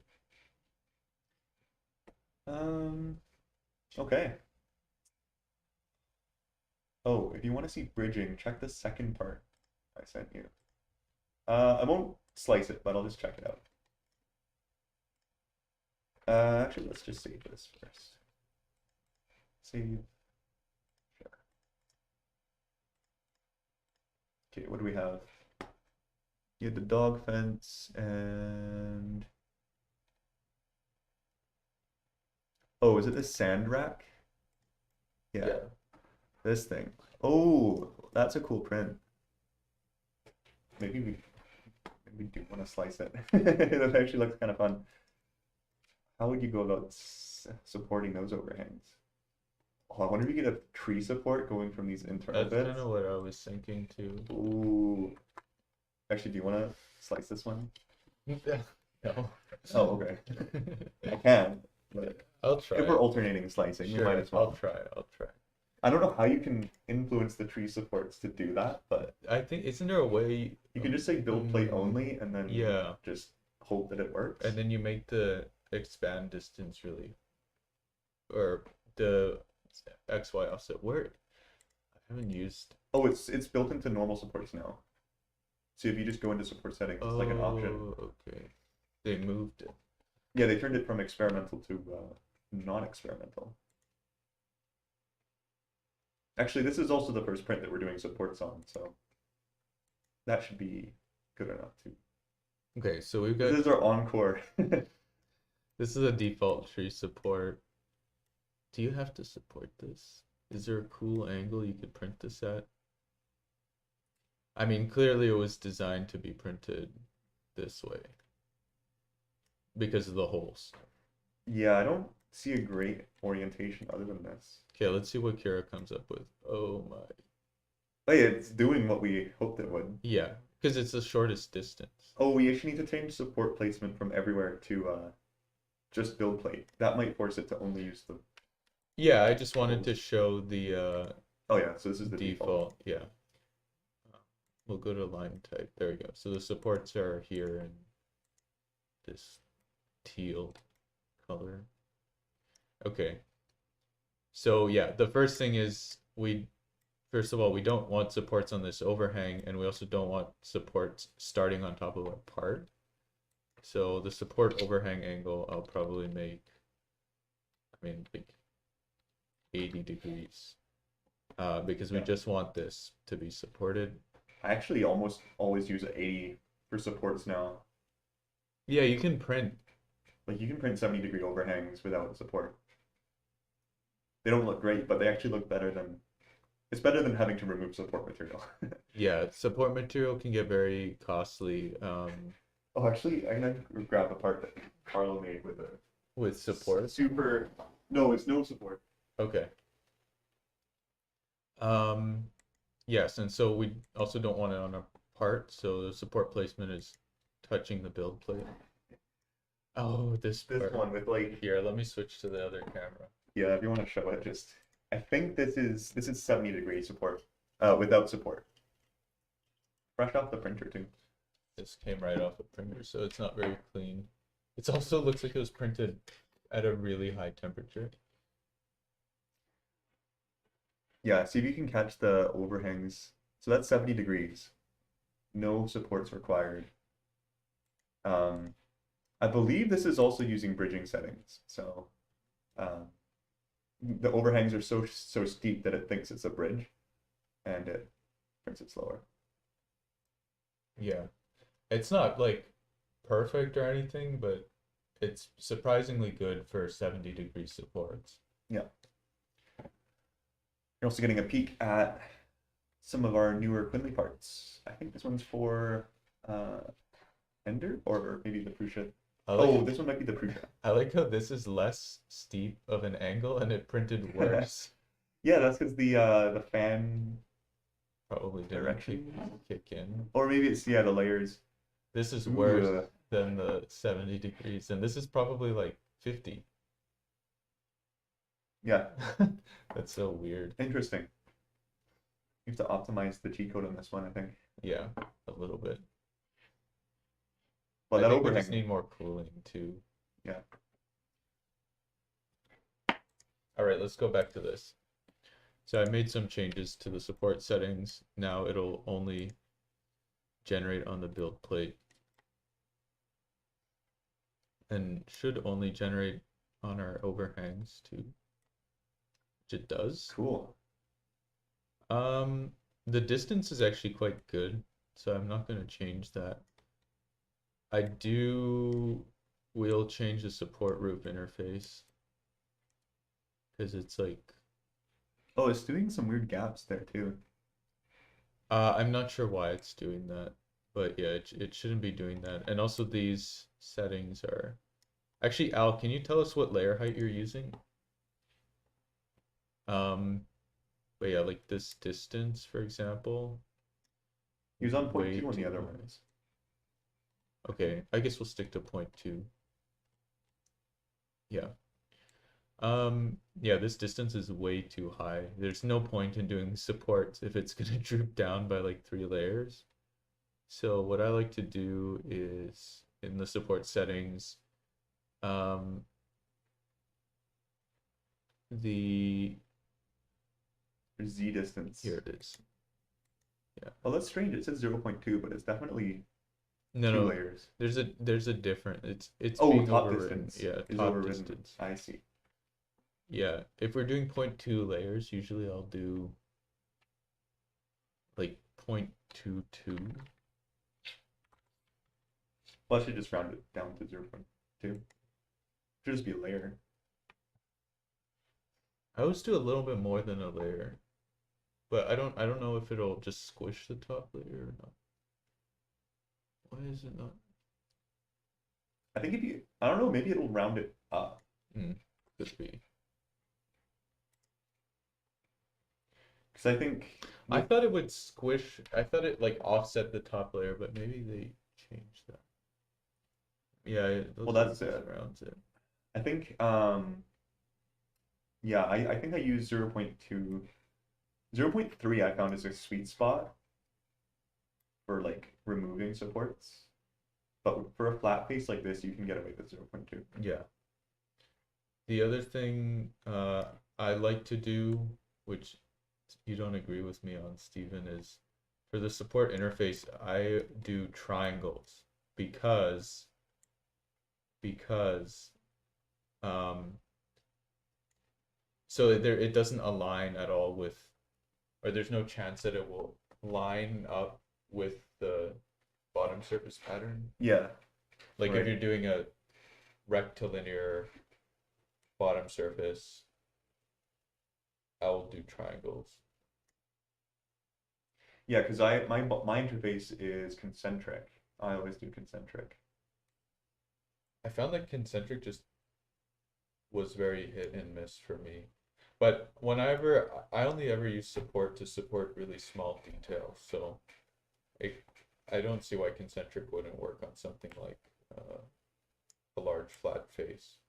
But yeah, I prefer just triangles because the nice thing about triangles is the interface layer is also strong enough that it will kind of peel itself away. Mm-hmm. Whereas concentric, you might have like, they're not connected to one another. Yeah, well, actually, when I do concentric, I do 100% connected concentric. So it's like Oh, really? it's a solid slab of material. Oh, Yeah, so it just all peels away. interesting. Um, No, I've never done it that way. yeah, it's only like concentric, I think, is great for 90-degree overhangs, but when you're trying to support like a tilted overhang, it's not. Because then it's just trying to do, yeah, it's just not good for angles, but for 90 degrees. 100% concentric. So you said same as before, 0.4 nozzle, 2 mm layer height. I also do a really high density for the support floor, like 40, and it's less about actually supporting the top layer and more about getting like a nice, strong interface oh, sorry, not the floor, the ceiling. Um, yeah, it's less about actually supporting it and more about just having something strong that won't come apart as I'm taking it off of the print. Like I want my support to come off in one piece. Yeah. If it's weak or if the density is too sparse, it'll break apart and it makes cleanup really annoying. Yeah. Yeah, see, I actually, way back when I first started 3D printing, I set this support density to 100%, or support interface density to 100%. I've never changed it. But I imagine you don't need it to be 100% for it to work fine. But No, I usually do between 40 and 60. so Owl does 100%. 100% density, 3 interface layers. Makes it super easy to remove and least. Yeah, I'm curious, Al, do you use supports that are touching your part, or is it only on the build plate? I don't know how Super Slicer handles tree supports, or if it can even do kind of this style of support. do you ever use walls for the interface? No. I don't either. Actually, well, it's concentric, so it's just all wall. I guess it's all wall. Yeah. I don't use it either, but I could see it being useful in some cases. I just make sure it expands enough around the part that you can get like a chisel in, but if you have a wall, it will help with like that peeling away the support without breaking it. But yeah, I mean this looks good to me. Yeah. This There's looks like a little unsupported section. here. Yeah. I What do you wonder think how about to that? fix that actually. That Because that might be, you can maybe mess with the tree support I think it's the angle settings. overhang angle. Let's just, sorry, I'm trying to get a good angle to see this. Yeah, like there are two large gaps. I think it's just the tree support angle needs to be increased. I think it's branch angle. Yeah. Oh yeah, it can be like 60.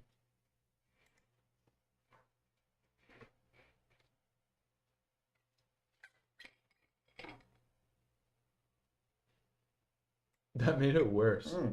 Oh wait, I think it's Oh, it did some weird stuff in the middle it too. works the wrong way. What happened there? What the hell? That is the most awkward tree supports I've ever seen. This is the worst tree supports that I've ever seen. Why is it doing that? Maybe it forces the branch angle to be 60. It's not like a maximum of 60. That might be true, but that'd be so dumb. I don't like that. What happens? Let's go back. What happens if we make it lower now? I'm guessing it'll put like a lot more stuff here. Yeah. Like, why did it do this? Okay, maybe tree supports are not the way to go. I found with tree supports, if you mess with them enough, you can usually get them to do what you want, but it can take a bit of messing around. I'm surprised at this result actually, because these gaps are usually it's good at finding this. There's like a random gap here too. One thing you could try is conical support and using normal support settings. Al said he sent us some photos of what it looks like. Let me pull those up.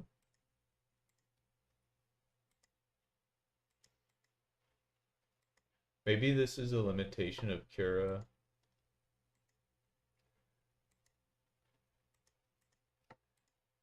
I'm curious. Oh yeah, yeah, so he's printing using them normal supports. on the plate. Oh, so they just kind of. And they're on the part. So no, his supports. There looks like there's a gap between his supports, like a significant gap between Yeah, his he said supports and the part. 0.3. Are they seeing this by the way, or are you? I'm about to show it. Oh yeah, okay. Okay, So Al's. this is Al's. Yeah, maybe tree supports are not the way to go. They're not behaving correctly. I want to try. Can I try conical supports? Sure. If you go normal, this sometimes lets you do overhangs. Like it lets you support stuff that's not directly accessible by normal supports. I'm not actually that opposed to doing supports on the part. Oh, this looks way Hey, better. that actually worked. Yeah, So, oh, conical supports is the way to go here. that's the way to go here. Wow, that actually worked great.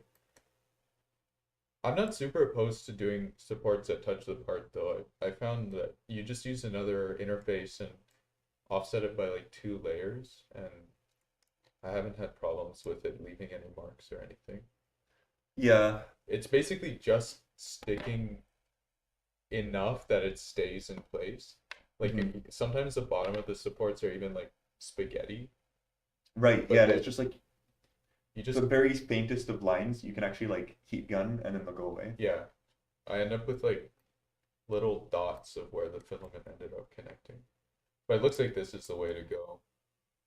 So that's pretty cool. Conical supports are underrated feature in Cura. I didn't even know they existed. Yeah, they let you do essentially stuff like this. Like these merge together too, which I'm very impressed with. So like the way tree supports should work. Yeah, It actually uses way less material than the tree supports as well. yeah. It looks like it's using less material than what else got too. Um, I think I want minimum width to be like 15 though, Yeah, because that was a bit too skinny at the bottom. the parts at the bottom were very thin. Yeah. That looks So I better. think this should print. Yeah, that looks good. Cool. Okay, let's go for speed. Yeah, do you want to take the reins again? Sure. Yeah, so conical support, I learned something. Did not know that this was a feature. Well, we're just increasing speed, right? Yeah. Let's do 0.6 line width. Yeah, because line width will make a huge impact on the print time on this. Because it's A lot of walls. mostly top layers and walls, yeah. Not very much infill. But if we want to have a lot of detail preserved in the letters, then we do change the skin line width. So the skin is this very most top surface. Yeah. I like to use top surface skin instead of ironing for getting like smooth top surfaces. Without adding an extra layer of print time. So in experimental, you can change the skin line width. So we'll change that back to 0.4. So only the part that you see will print at 0.4 line width. Everything underneath will print at 0.6, which is much faster.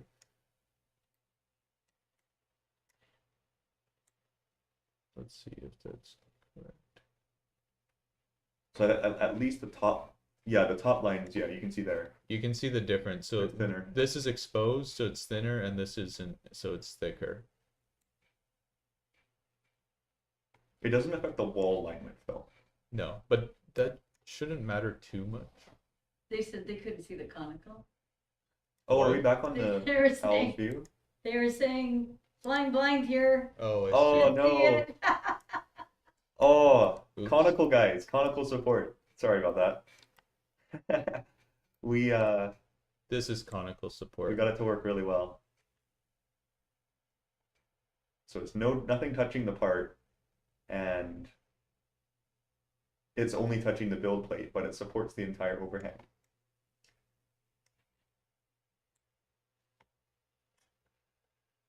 There's actually something we can do on YouTube to increase the stream or decrease the stream delay. We should try this on next stream. Okay, You can get it from like 30 seconds down to like a few, like 5 that seconds. would be ideal because it is like a super long delay sometimes. Yeah.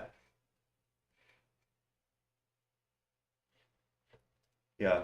Yeah, I want it's to hear your guys' 2 minute thoughts on delay. conical supports because I think this is optimal. I don't think you can get any better than this in terms of support. And I'll show the thing I was changing. So I turned on in top bottom, I turn on one skin layer. So skin is the basically means the top layer that you see. It's the outermost top layer. And I increased all of the line widths to 0.6.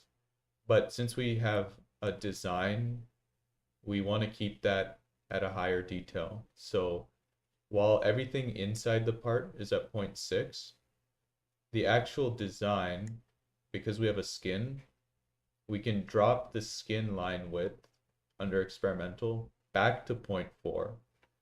And what that'll do is on this layer,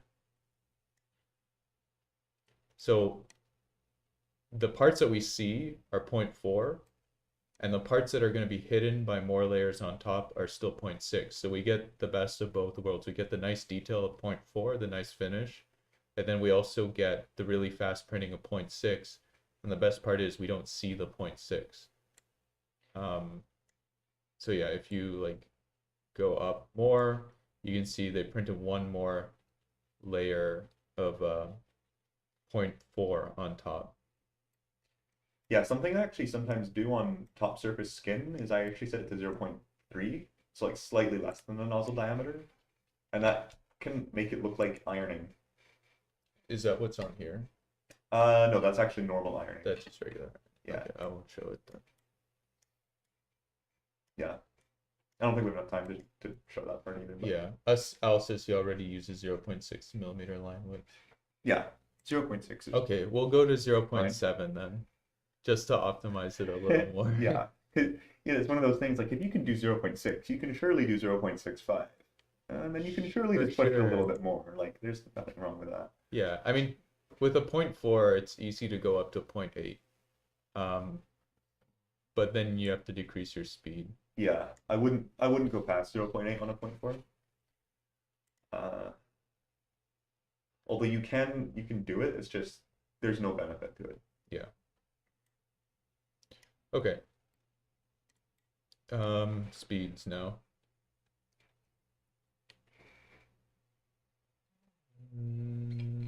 Okay. Oh, we already changed speeds. Support speed could be a lot faster. Mm. Support interface speed 150, 150. Yeah. Outer wall speed on this model could be quite fast too, I would say. Because there are no like details in the outer wall. Yeah, and It's actually the maximum overhang is 45 degree for like unsupported. Or is that 45? no, it's No, it's a steeper. bit steeper than that. I would say this is closer to 50 or 60. Yeah. Well, maybe it just needs a bit. If the cooling fans are good enough, it should be able to It handle should it. be fine. Because it's not a complicated overhang like those threads were. There's one setting I want to talk about. I wonder if it makes a difference here. It's called limit support retractions. These are like some weird settings that I've found. Yeah, so what this does is it makes it not retract between supports. And I have a feeling if it's gonna do these two, it's gonna like create a string that cuts across the part. That's fine. But like during like this section. Because then there might be like little hairs attached to the part. Oh, I see what you're saying. Like right here and right here. If it doesn't retract when it's doing that. Yeah, that can. So you can like simulate the layer. Because it's gonna go like from this support, it's gonna go from there to there without retracting. And then there to there without retracting. The combing, And there to there without retracting. is there support combing? Because it's like, look what it's doing with the support walls on that first section. Oh, It's combing that. it's kind of like it's almost like avoiding the part on purpose. Yeah, I feel like you can disable that for supports. Yeah, Or no, it's not it should called be in combing. It's travel. like travel, avoid printed parts. Avoid distance. Yeah. Oh, avoid support when traveling. Yeah, Take turn that that off. I actually turned both of these off. I don't find they're useful. Yeah. Because it sometimes makes your nozzle take like a huge winding path to just do a very short travel move. Actually, I wonder if that. Let's look at the print time. 2 hours and 50. I think it's only like 5 minutes. Just a few minutes. Yeah. 54. Okay. Still makes a bit of a difference. It makes a mess sometimes when, Let's do this. yeah. Yeah, so limit support retractions, I actually recommend never enabling this. makes your supports print slightly quicker because you don't need to retract as much, but it leaves strings everywhere, which in this case I think would cause bad surface quality on these two walls. So another small detail, but I think it's important for optimizing prints to be really, really good. Is there anything else on this print that you want to touch on? I guess we need to make it. We need to make it print faster, don't we? Yeah, we do. I mean, we already Can we did just- turn up a lot of the speeds, but there's also like the travel speed is really low. Initial layer. Because the Sidewinder can easily move at 250. I mean, I don't know, we could maybe even increase it more than that. Yeah, it's mainly the accelerations that are limited on the side. Oh yeah, we gotta enable that again. What was it? Altitude is 1200. Yeah. Although I don't think it calculates it properly. Yeah. It won't I change think it's it. limited to Yeah, 500. it won't change it. What is he at for time? 2 hours 36? 2 hours 36. Well, he must be doing something. Maybe it's just number of top layers. He did say how many he used. If it's like 3, that would save a lot of material. Oh, maybe not. I don't think Al said. Nice to see you, Colin. Hello, Colin. Hopefully, you've been learning a lot. Yes. If there's anything about the past 30 minutes, I guess it's been we've been talking about supports, and it turns out conical supports are really good in Kira. If you think you need tree supports, try conical supports instead.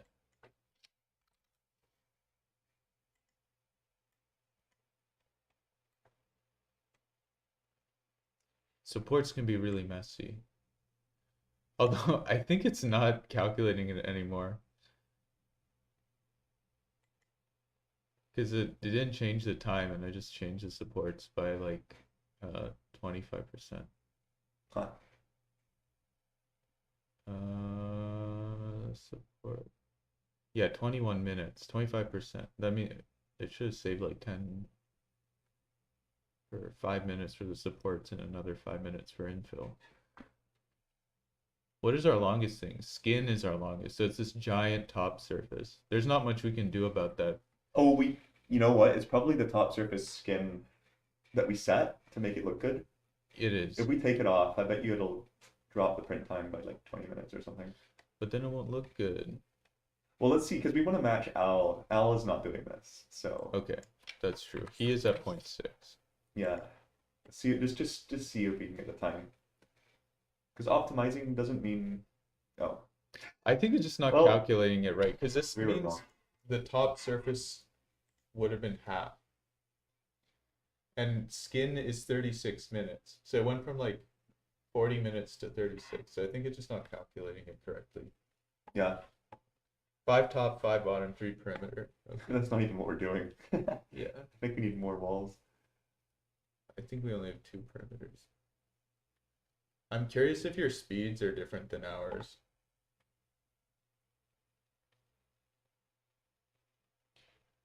So Colin, yeah, it looks like you were watching the stream at like 2x speed or something to catch up with us, That's smart. while taking notes as well. I mean, Taking notes at reminds 2 me of times speed. last year of school.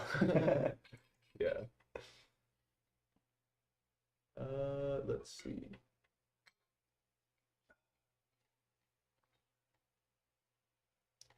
Staff should be joining the stream. How many? 5 top, On 5 chat. bottom. Holy moly. Yeah, you know what? I think we definitely should do that reduced stream delay setting because Yeah, we'll it is fix annoying it. having a 30. Because if you guys don't know, we have about a 30-second delay before we see your message. And It's longer for some people. yeah. Or actually, yeah, it's 30 seconds. So you guys see 30 seconds in the past.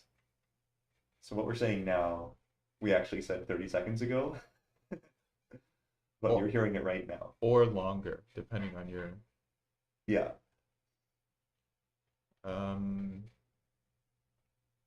4, so you said it's 5. We still have to beat 2 hours 36. There's probably no way with this. I wouldn't We push could any maybe heat get rid of the faster. support wall. Oh, what? But the support is empty. Oh no, it's not. Yeah, it's got a wall around it. I see. That was That was by the accident. delete whole model. I don't know how just that. the wall. I don't even know how that happened. Okay. Support. Yeah, unfortunately, the 3MF from Prusa Slicer doesn't import the settings into Cura. I don't think that they play nicely. If you save a 3MF in Cura, I think you can only use it in Cura. If you want to keep the settings as well. I'm not 100% sure on that though. I'd be wrong. This looks really dangerous. Uh, It'll print. it's It's dangerous though. kind of, yeah. I think we don't require the walls, It'll be fine. but I do agree. Walls would be It just looks. for reliable printing. It looks scary. I'm pretty sure it's not calculating it correctly because it's like that only saved 3 minutes.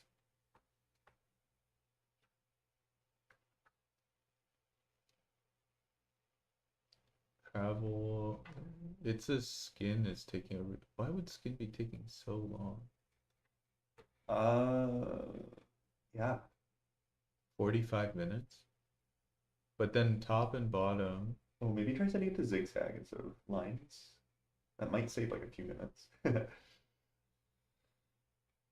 You know, maybe we just have to admit defeat on this one. Maybe Al's super slicer It could is be. just pumping out a smaller number than ours. Well, it could just be more optimal because I feel like the way Kira does travels is really scuffed.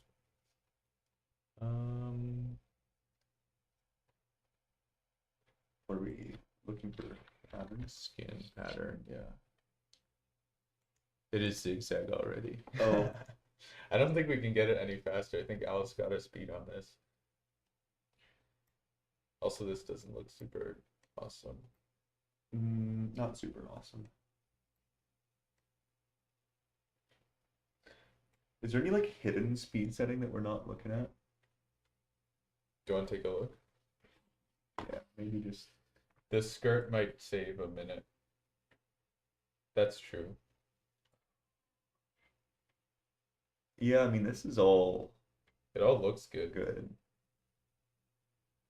There isn't even any like tricks I can pull with like skin removal whip and stuff like that. No. Oh, maybe we could do the support that gets He gradually. said to use grid infill. I'm just gonna do this support gradual infill. Stamped support. Yeah. At that point, you can just do spaghetti support.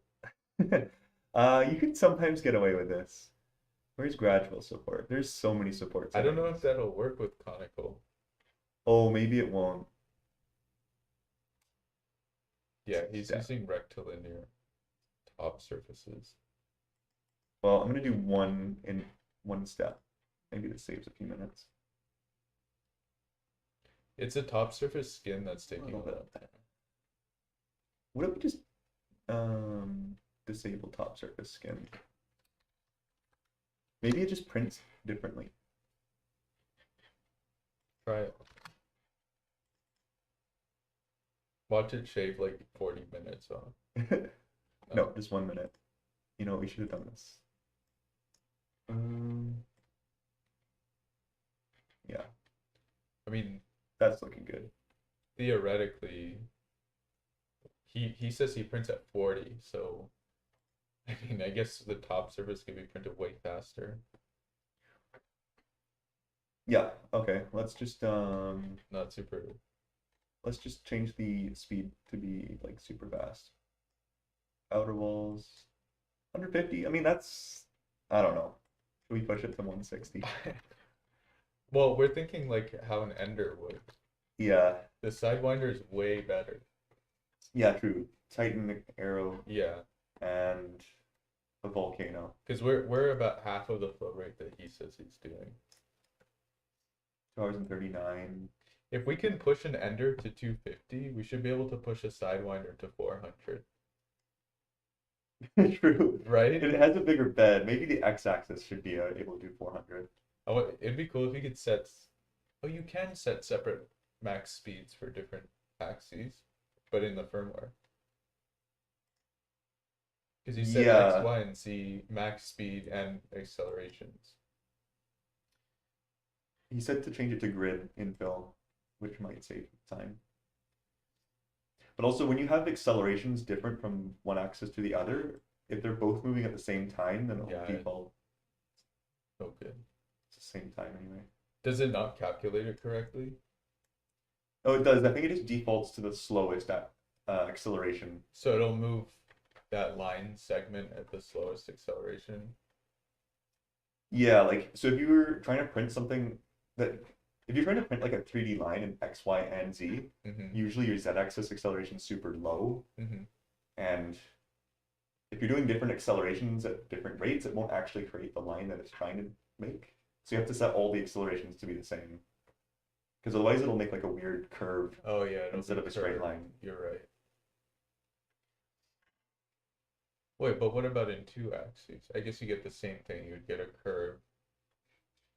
Yeah, because both of them are like ramping up from 0, Mm. but if one of them is ramping up immediately and one of them takes a while, then it'll like But if you set, overshoot. if your max speed, yeah, you would not get the right angle if your speeds were different too. Okay, I got it. That sucks. So never design anything with diagonal lines. Only print in the x-axis. Yeah. Which you can kind of do. Are we gonna hold ourselves to this? Well, We're gonna push it outside 100 to 400. I heard we were getting an X2 soon. Oh yeah. So maybe we can test this. Well, let's try that. Okay, let's put it at 400 and then we'll try this part on the X2. So I set the line width to 0.8, and now we got 2 hours and 31 minutes.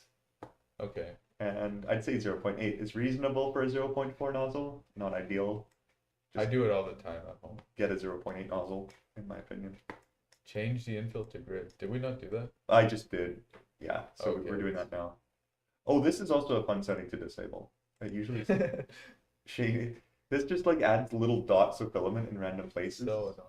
And I think it shaves off 6 minutes. We're at 2 hours 24 versus like 2 hours 31. Yeah. This is actually a huge deal.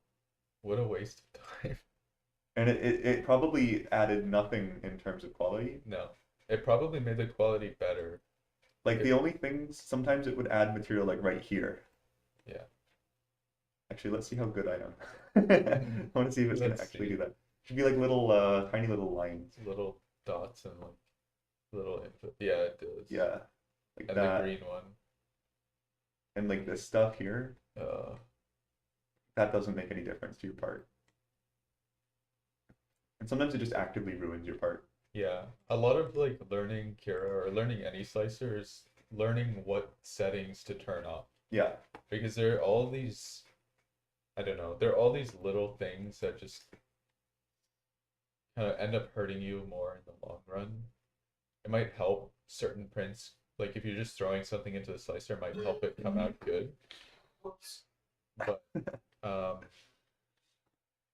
yeah, it can also just be really not good for time, or like if you have those dots, for example, the little infills, it does them after the layer, right? So it ends up drawing lines all over your. yeah. Sometimes that actually, messes up the surface quality of your part. Repeat the it by input to 5 grid. minutes. This is grid. It's good. It's good. That's from a long time ago. Oh yeah, okay. So we beat it. We beat him by 5 minutes after messing around with this thing for An 30 hour. minutes. So that means we have to print at least 6 of them to pay back the time, which is actually not that many. Like, that's less than a day's worth of printing. Yeah. So Right. we just need to print this part. For 12 hours, Yeah, for 12 hours. 6 of them, and it'll work. And we've broken even. Right. So I think we've sliced all the parts that we're gonna slice today. Do you want to show them the night vision? Oh, sure. we have our first trial at Quinley Night Vision. We haven't, it hasn't tried to detect it yet, but this is the video we're going to be inputting. So Let me switch over real quick. yeah, one of the things we've been looking at doing is because when you're printing, sometimes you don't want to have a light on your print at all times. Like maybe it's in your bedroom or something, or you just don't want to have lighting set up for every print. So we're trying to see if we can use a webcam that functions both as a normal webcam and as a night vision camera, to see how good it is at detecting failed prints at night. So yesterday Mateo sent a print on our CR10, and you'll be seeing it soon. But filmed in night vision. Do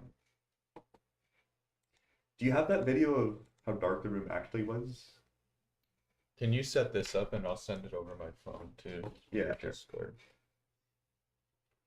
Yeah. Or I'll send a screenshot to your Discord. Okay, I need to get this thing. Add VLC as a media source. VLC. Probably this.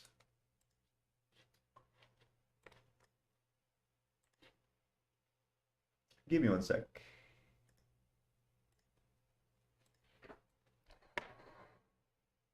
Is it this thing? Yeah. Yes. Now, is it gonna show? Possible. Is it just gonna be bad? Wait. Yes. There are It's just a two. big white screen for everybody. It's because there are two open. Oh, Are you in this one? yeah. Oh, it's okay. One second. Sorry about this. This is very impromptu. It's a pretty cool demo. Why won't VLC work? Our streaming computer There's too many graphics. can't do videos, apparently. Apparently it cannot. It can stream to YouTube, but it cannot play a single video. Hold on. Alright, let's try just the whole screen.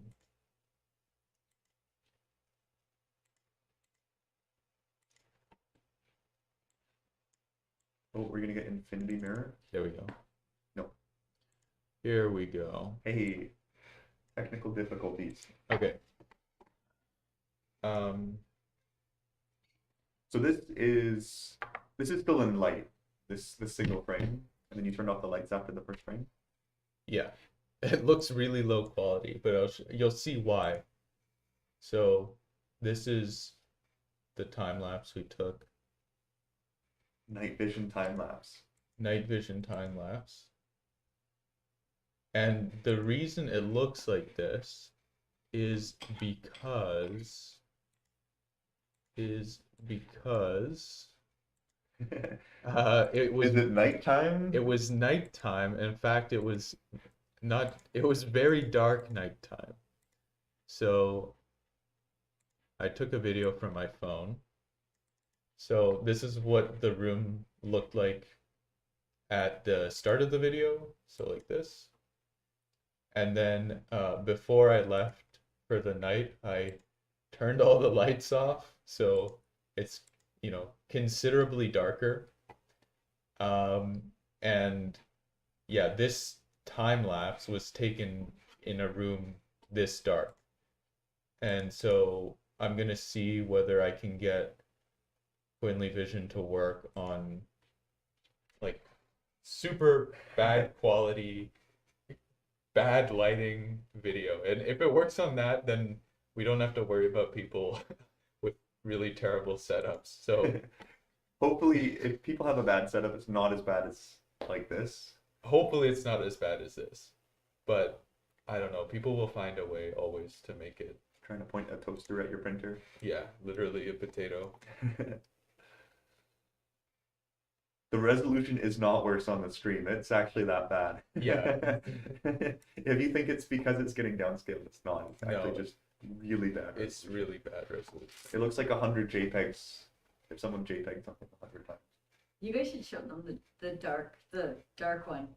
But he already ran through Quinley Vision, the low light. Oh The yeah, other we low. showed that Yeah, one. that- Yeah, The, true. the low light, not the like pitch black. Yes, we have another one that's in low light, which is still pretty dark, which we can show. Yeah, but this one was post-processed to be really low light. So this on VLC, this was filmed in a dark room with an IR cam, like pitch black basically.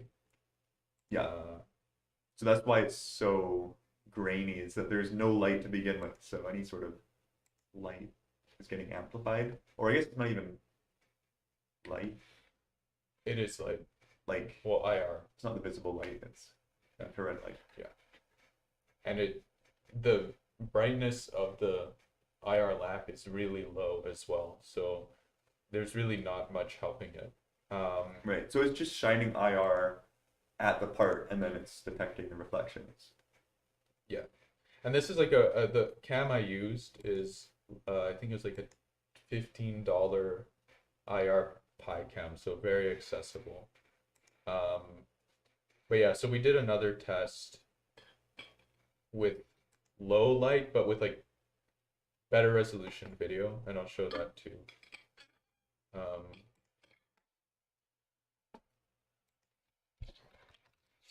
Sorry, just bear with me for a second.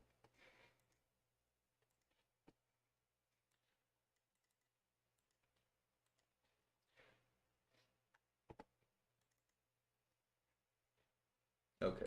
Here we go.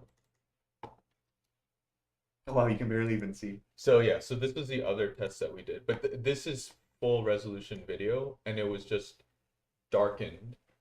So this is the input to Quinley Vision. This is the input. So as you can see, it's like really hard to tell what's going on here. Like you might not, I don't even know if they can see that. Like on their phone screens, it might be too dark. Like if you're trying to watch this with a bright room. So this one we actually did process, and it came out pretty good. It came out like this. So it was actually able to pick out quite a few of the veils. Imagine being able to see stringing from this. Yeah, well, the thing is, Quinley Vision can look at really, really small differences in brightness that maybe our eyes wouldn't really pick up. But because this is all data on a computer, you can manipulate it to make contrast better or make the brightness better or whatever.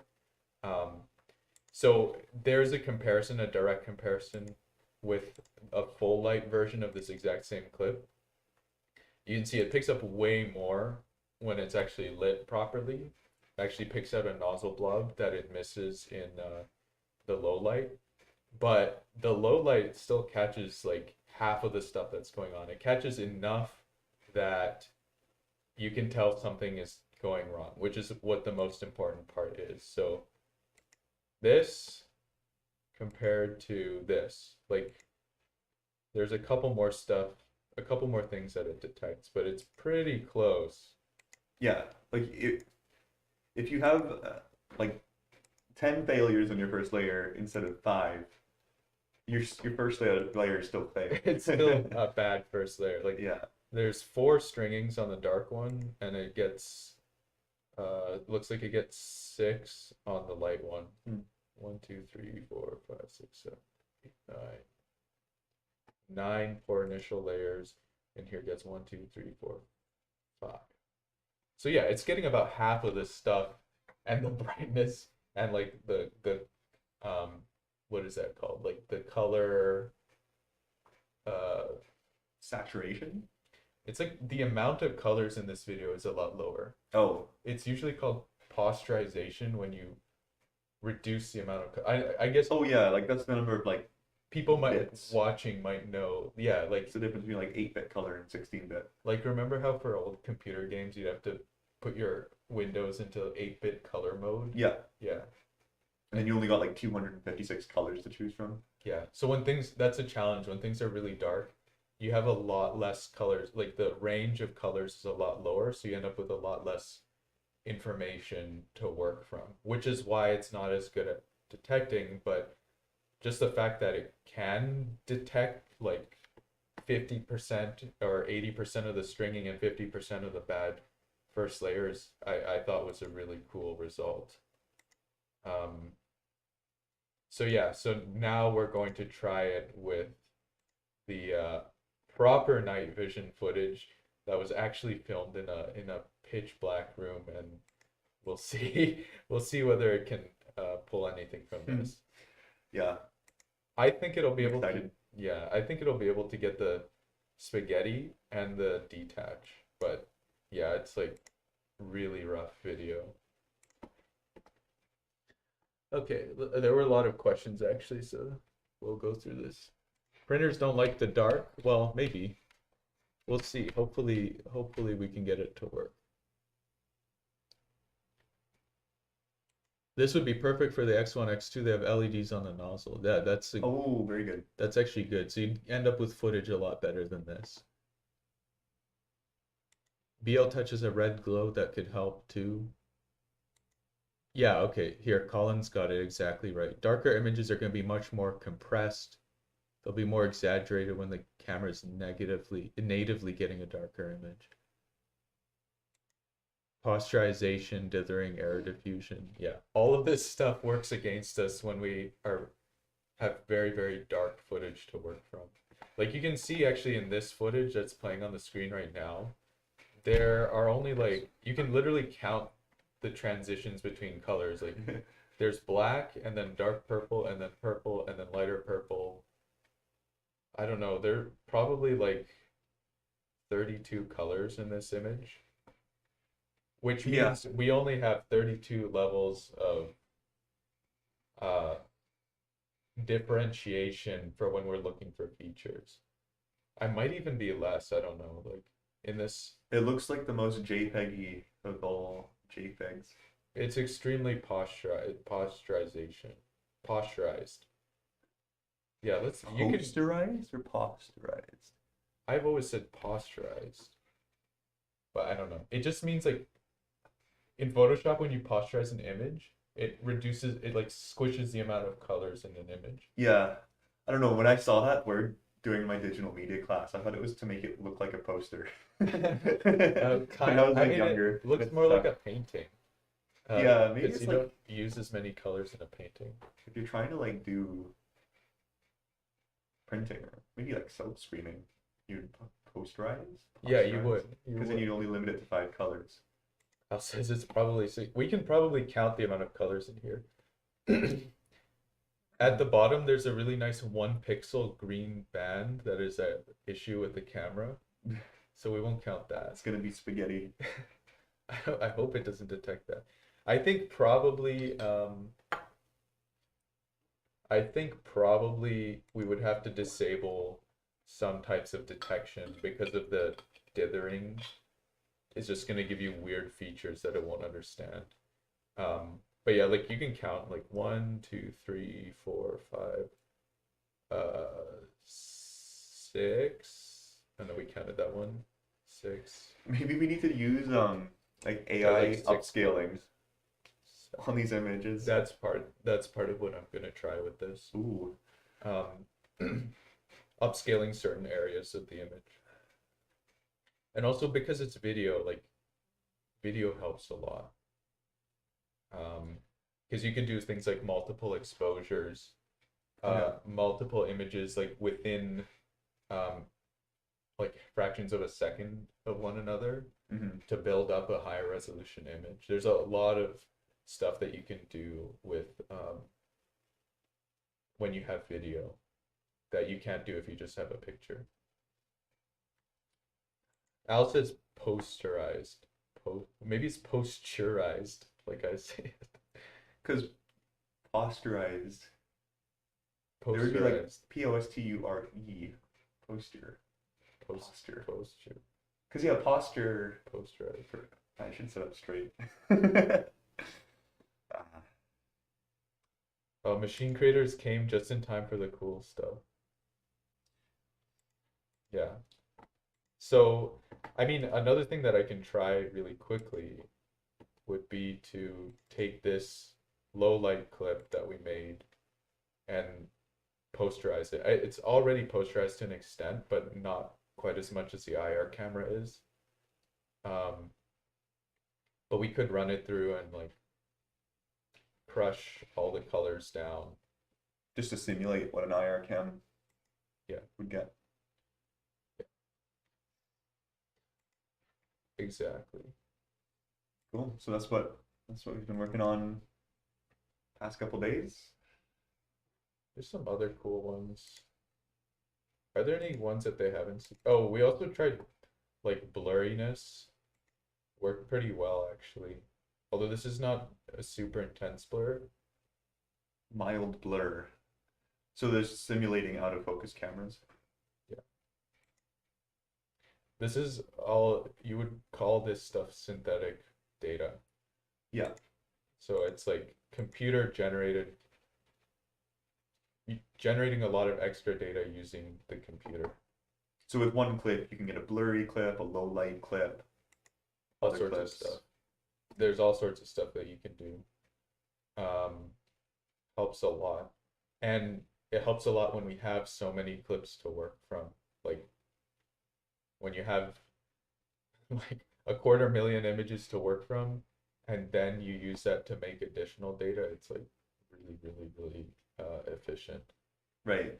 So when we say we had 250,000 images, it's more like we had 1 million images. It's more like I guess it's unlimited. it's more depending like on how 10 million images. Yeah, depending on how many different synthetic data passes you do on it. Yeah, and there's a paper recently that they actually provided a proof that you can use synthetic data to create models that work better in the real world. Right. Like it's a valid thing to do. People were doing it, but they actually proved it, which is good, I guess. It's a good thing to know. Yeah. Do we have anything else to talk about? I don't think so. Yeah, I guess not really. We've been doing this for Long a couple hours, so Yeah. we're ready to head things off. Yeah, if you just joined, check out the last, the first half. We did some slicing for your parts. We got sent, I guess it was 5 parts that we reviewed. Didn't review them, we sliced them. Used some fun experimental settings in Cura. Made the print times as fast as possible. Colin's been taking notes. His notepad is full. If you're taking notes on this stuff, I'm super happy because I think were you the guy that did notes on the 250 millimeters per second stream? He's gonna be insane at slicing. Because yeah, you're on the fast track to being a really good slicer. Yeah. But I think some of the tips in there were actually pretty good. Conical support, bridging. That's a new one for me. Conical support I didn't know about. Yeah. And just some of the little nitpicky details in Cura that actually make a big difference in your print, like those little gap filling lines that added 6 minutes to our print and reduced the quality. Some overhang settings you can play with. Using cutting meshes to add infill in certain areas and no infill in others, or to completely remove sections of a print. Yeah, there's a lot you can do that's kind of hidden below the hood of Cura for optimizing your prints for quality and for speed. So hopefully you learned something new today. If there's anything you want us to slice live on stream, make sure to send it over. And if we do another one of these streams, I think it'd be fun to get it set up basically like a community hotline that we do maybe every couple weeks. Yeah. And just invite people, from various Discord or Facebook groups to actually come on, tell us their problem. And we could also do maybe quicker things too, oh, I'm getting this problem with my print. They send a photo and we can try and answer it. What we can do, fix my print with slicing hotline. Yeah. That could be fun. Yeah. Just an overall print help thing. Yeah. Cool. All right. Well, we'll see everyone back here next week. Yeah. And if you're part of the multi-printer hub beta, the images are going up tonight. And if you're using Quinly, there's actually already an update available. If you're using webcams, it fixes some frame rate things with the webcam. It works really smoothly now. Oh yeah. I guess two fun facts. I guess before we're leaving, Aurora Tech, the YouTube channel Aurora Tech, did a review on the Quinly for Prusa, and she does really good reviews.